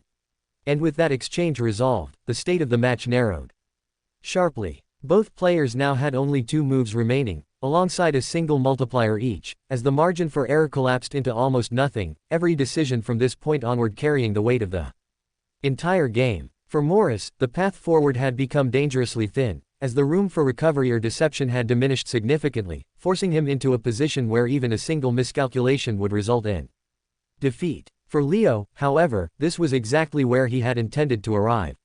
A controlled endgame. A narrowed field of possibilities.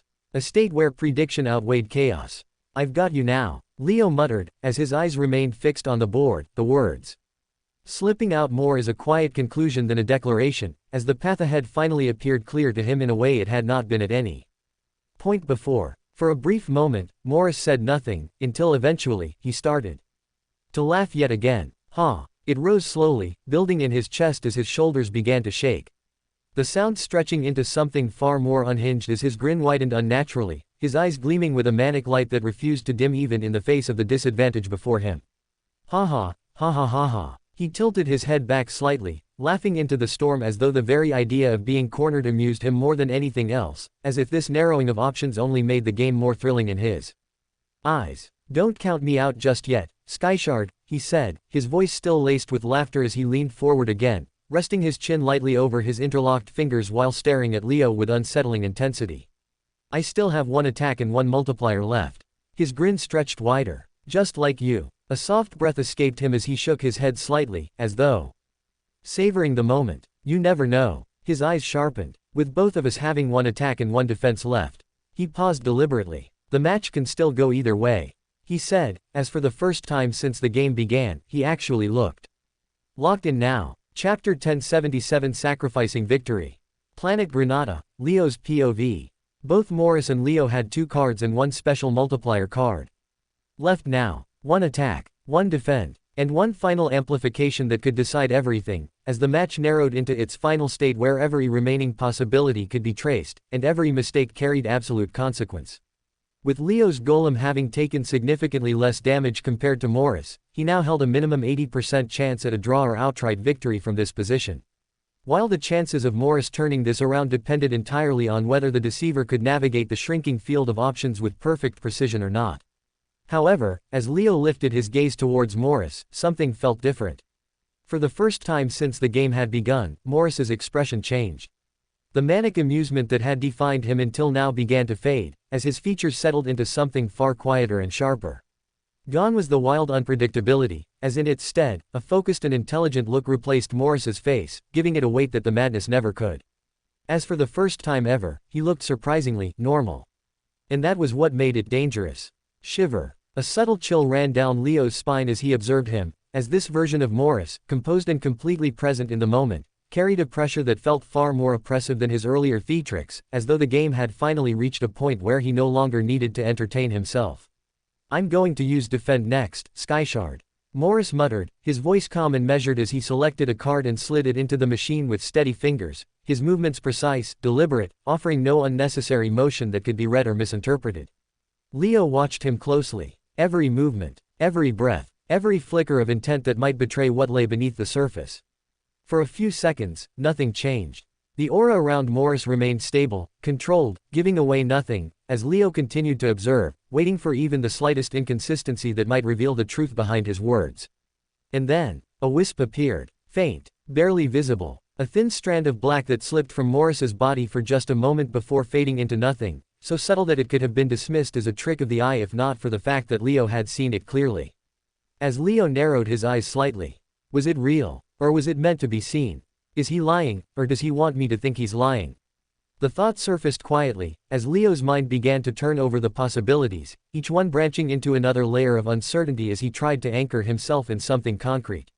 As in that moment, he couldn't help but recall an old lesson from Charles, a warning given long ago about the dangers of relying too heavily on aura, as the smoking man had been of the opinion that those standing at the pinnacle of universal power knew how to shape it, distort it, weaponize it into something misleading rather than revealing. Fuck me, Leo muttered, as once that memory settled in, Leo felt a brief flicker of confusion, as the one tool he had instinctively turned to for collecting more information had now become unreliable, forcing him to reconsider everything from the ground up. I can't let him dictate what I do. The thought cut through the uncertainty, grounding him as he straightened slightly, his gaze steady once more as he shifted his focus away from Morris and back onto the board itself. Because in the end, the answer did not lie in reading him. It lay in the numbers. In the structure of the game. In what each outcome would lead to. As after calculating those probabilities, Leo made a decision based on what suited him best, as he reached forward and selected his card. He had chosen to use defend, because from his position, he only needed a single clean hit to end the match, while for Morris the only path to achieving a draw was by him using attack, when Morris had chosen to defend. As only when an attack was blocked using defend, did the damage from the attack drop by about 80%. Which was the only scenario in which Morris's golem stayed alive. Whereas, if the two traded blows, while Leo's golem would indeed take damage, as long as it also returned the hit cleanly, it would win. Which meant that, in the current position, if he used defend and Morris had also chosen to defend, the last move would be a trade of blows where he would win. While, if he used defend, while Morris had used attack, then he would take less damage in this move, and would have one attack and one multiplier left for the last move. Whereas Morris would be out of attacking options, meaning, the best the deceiver could hope for then was a draw. Either way, the structure favored him. And that was enough for him to make this choice. Click. The sound echoed between them, sharp and final, as the decision was locked in place. A tense moment passed. Then, flip, attack, defend. Both players chose opposing actions, as while Leo committed to defense, Morris's construct surged forward to strike, the difference in their decisions immediately translating into motion on the battlefield. Step. The golems responded. Morris's construct lunged ahead with ruthless intent, its arm rising high above its head before descending in a brutal overhead arc aimed straight at Leo's, the force behind it carrying the desperation of a player who knew this exchange had to matter. Crash. The strike connected, yet not as intended, as Leo's golem, already braced and anchored into a defensive stance, absorbed the blow head-on, its arms crossing upward to intercept the attack as the impact rang out sharply across the field, the force dispersing through its reinforced frame instead of breaking through it. The result was controlled. The cracks along Leo's construct deepened slightly, the damage registering across its surface as faint fractures widened under the pressure, yet the defensive posture held firm, reducing the incoming force to a fraction of what it could have been. Only a portion of the damage went through. Barely enough to matter. As when the force finally settled, Leo's golem remained upright, stable, its stance unbroken despite the impact, while Morris's construct, having used its final attack, now only had one defend left. As in that single exchange, the outcome became clearer. Morris had played the only move that could extend the match. But in doing so, he had surrendered his final path to victory, as now, he had no offensive moves left. However, he had also done it strategically, because, by having a defend left now, he had significantly increased his odds at achieving a draw, as now with both of them having opposing cards and a special multiplier left, the final outcome was going to depend on the resolve of each player. Especially since the final multiplier card read, "To reveal this card, both players must sign a binding soul contract. Please sign the agreement to proceed with the next phase." Chapter 1078 Temptation. Planet Granada, Leo's POV. After reading the text on the last multiplier card, Morris began to laugh again, though this time it was slower, more controlled, as if the amusement came not from chaos but from realization, as his eyes remained locked onto the final multiplier slot with a curiosity he could no longer suppress. "I have been avoiding this strange card till the very end," Morris said, his voice carrying a thoughtful edge as he leaned back slightly, his fingers tapping lightly against the table while his gaze shifted between Leo and the board. "When I first saw it, I assumed it was something you desperately wanted me to play, which was why I avoided it like a plague," he continued, as his lips curled into a knowing smile, the look in his eyes sharpening with quiet understanding. "And yet here I am, at the final move, compelled to understand what it is, because I reckon that without understanding it, I might not be able to win this game." He tilted his head slightly, studying Leo carefully now, as though trying to peel apart the layers of intent hidden beneath his calm exterior, as the look in his eyes conveyed a clear message that he understood that this was all a part of Leo's design. "But what if I don't take that route?" Morris asked, his tone shifting as he leaned forward again, resting his chin over his clasped hands while watching Leo's reaction closely. "What if I simply refuse?" A faint smile spread across his face. "If I don't sign the contract, you won't be able to use the multiplier either, because both players must agree for it to activate," he said, as his voice carried quiet confidence while he laid out the logic of his alternative path. "In that case, you attack, I defend, and since my golem doesn't get destroyed completely and both players have the same number of unused cards at the end, the match ends in a draw." His fingers tapped once against the table. "And a draw gives me significantly better chances to win when we play this game all over again." He leaned back slightly, clearly satisfied with the reasoning he had constructed, as though he had found a safe path out of the trap laid before him. However, across from him, Leo simply shrugged. A small smile formed on his lips as he leaned forward, his gaze steady, as he remained unshaken by the logic Morris had just presented. "Yes," Leo said calmly. "You can do that." He paused briefly, letting the words settle. "But then you'll never know if you could have won this round." His eyes held Morris's firmly now. "That last multiplier, it could be the difference between you winning and losing. Because it might not be a simple multiplier, but something more," he teased, as he played at the one emotion that he knew Morris could not manage, curiosity. Kaboom! The storm rumbled faintly in the distance as his voice lowered just slightly. "And if you truly want entertainment unlike any other," he leaned in just a fraction more, "then you'll sign the contract with me and see what it is." Leo offered, as for a moment, Morris said nothing in return, the deceiver weighing his options, as he thought about Leo's offer seriously, until eventually, his grin returned. Very well, he said, his voice laced with intrigue as he extended a hand forward slightly. Show me the contract first, because I'm certain it is something outrageous. He said with confidence, as Leo chose not to respond verbally. Instead, he reached into his inventory and retrieved the items required, placing them onto the table with deliberate care as the materials themselves carried an unmistakable weight. A soul-binding contract, a phoenix feather, and a vial of ink that shimmered faintly with an unnatural hue. The combination was unmistakable, as this was the only method through which a binding soul contract could be formed, a pact that even gods treated with absolute seriousness due to the consequences tied to breaking it. Leo pushed the document forward.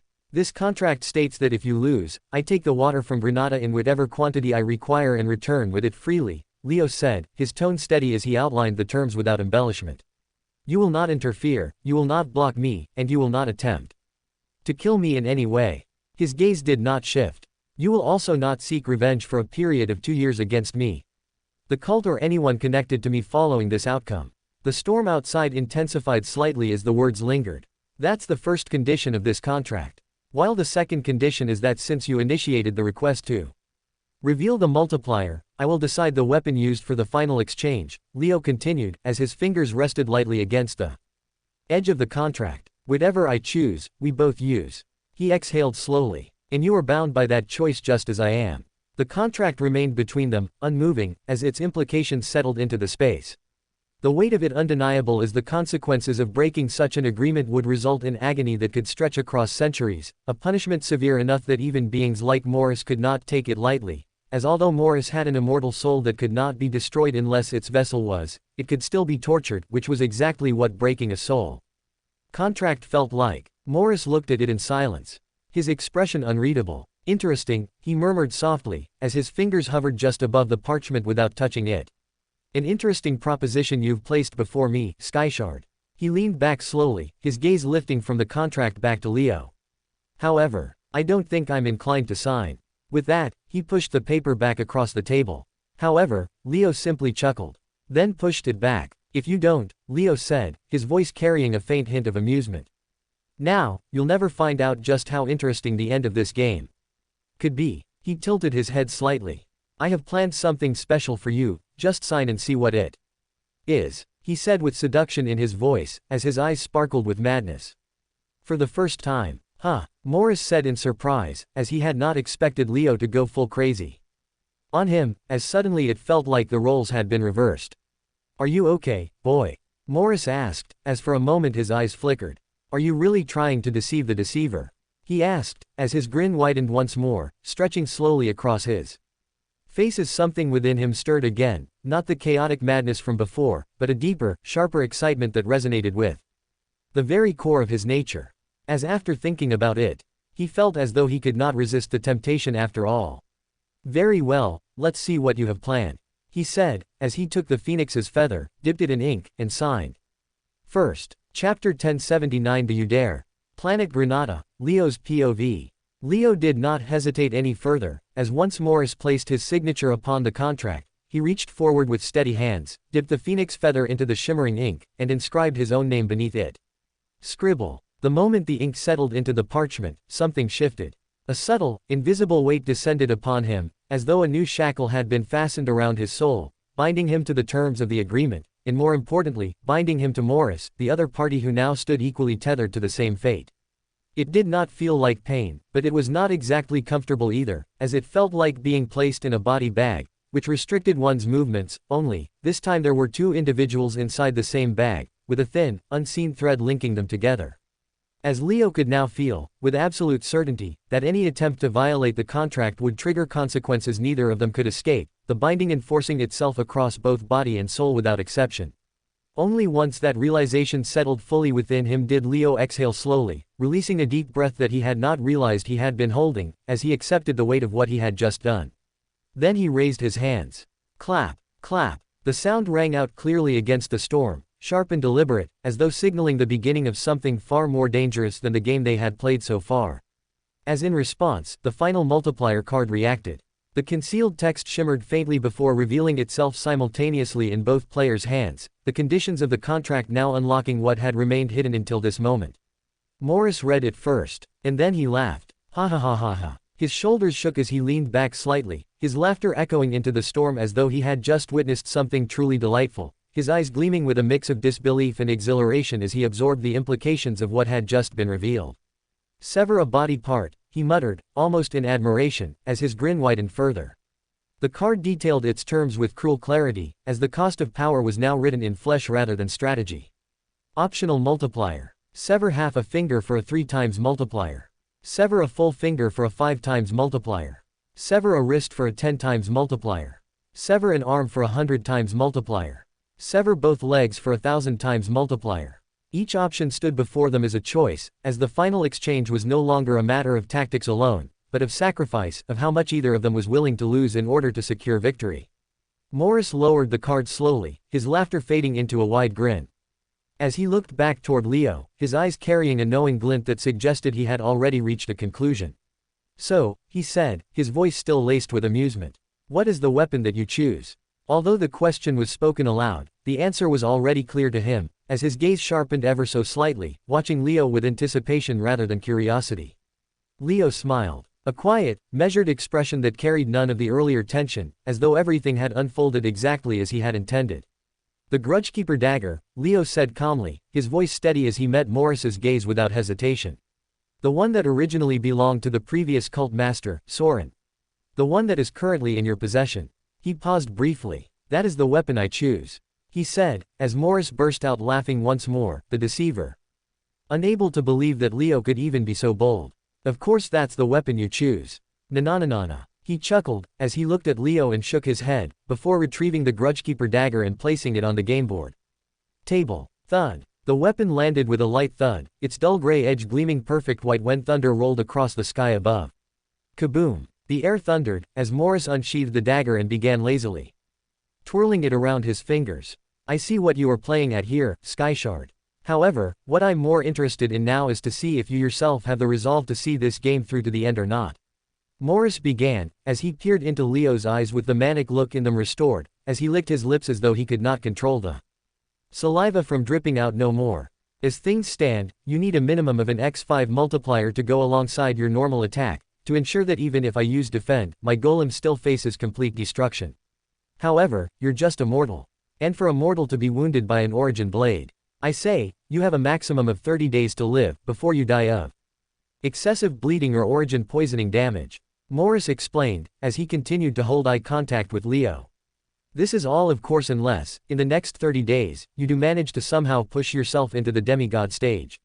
Because a breakthrough from mortal to semi-immortal would expand your lifespan significantly.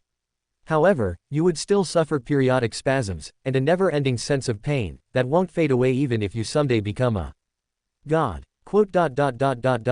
So tell me, do you have the guts to use this weapon yourself? Or is this match going to end in a draw?"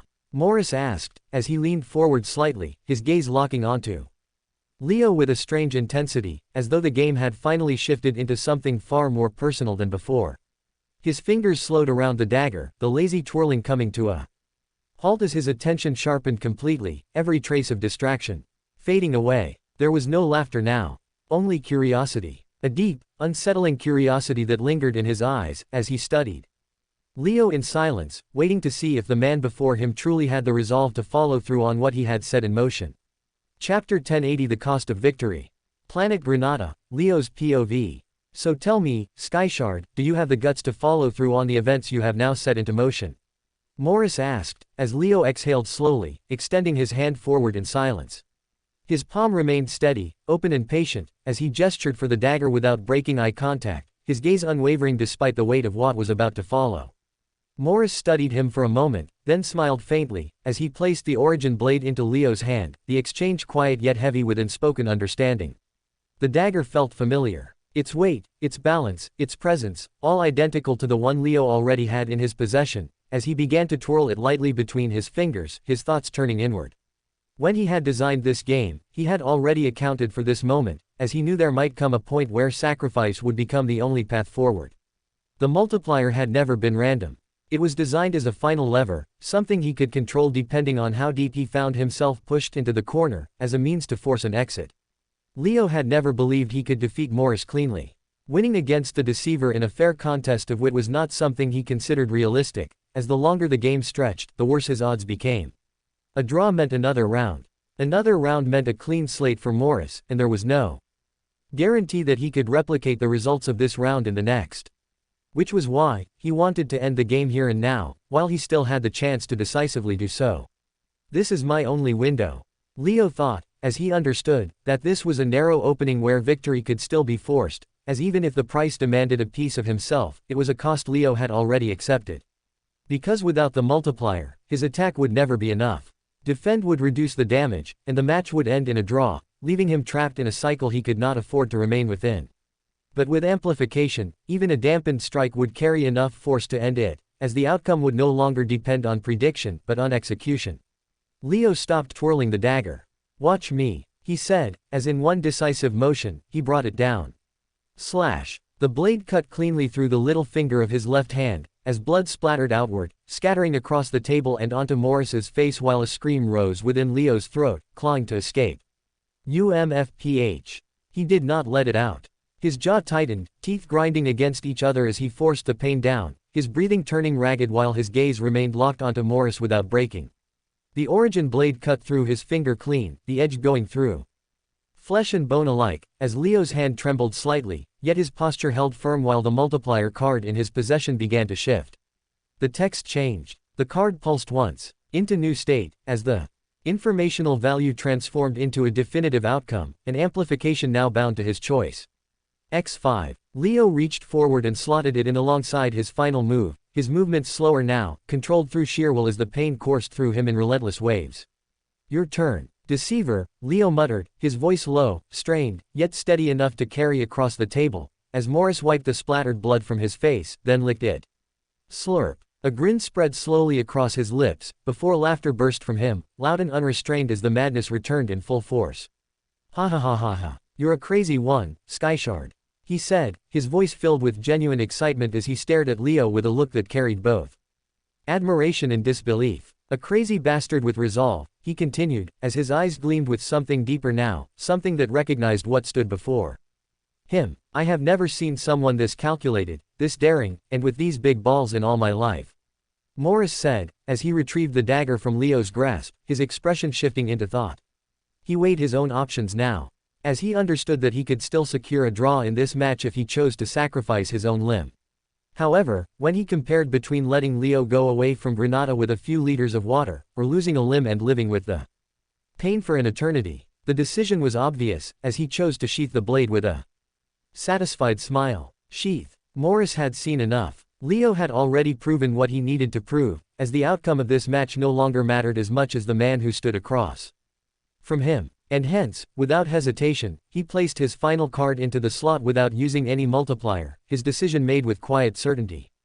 As he relinquished the path to victory, both constructs moved. Leo's golem surged forward, its strike carrying amplified force as it crashed into Morris's, which raised its guard in response, bracing for impact. Boom. The collision rang out across the field. Morris's construct held for a fraction of a moment, cracks spreading rapidly across its surface as the accumulated damage and overwhelming force converged into a single breaking point. Then it shattered. Crack. Craw. The body collapsed into fragments, dissolving into dust as the result became undeniable, the match ending in Leo's favor. The contract activated instantly. A binding force wrapped around Morris, restricting his movement as the agreement enforced itself without delay, granting Leo the freedom it had promised. Leo rose from his seat slowly, his hand still bleeding profusely, his breathing still uneven, yet his eyes were calm as he looked toward Morris and gave a small nod, acknowledging both the game and the man before him. "Until next time then, deceiver," Leo said quietly, as he turned away, now free to take what he came for and leave Granada on his own terms. As Morris chuckled in the background, as though he had seen the making of a legend before his own eyes. "You're different, Skyshard, you're not Soren, you're not like the timeless assassin. You're Leo Skyshard, the first and only. And I, Morris, acknowledge you today as a worthy rival." Morris muttered softly, as he decided here and now to support Leo's growth until he became an opponent that could tantalize him for an eternity to come. For more thrilling fanfiction stories like this, check out my channel Fanfic Audiobook. Dive into epic adventures, mysterious realms, and legendary journeys brought to life through immersive storytelling. Don't forget to like, share, and subscribe for more amazing audiobooks.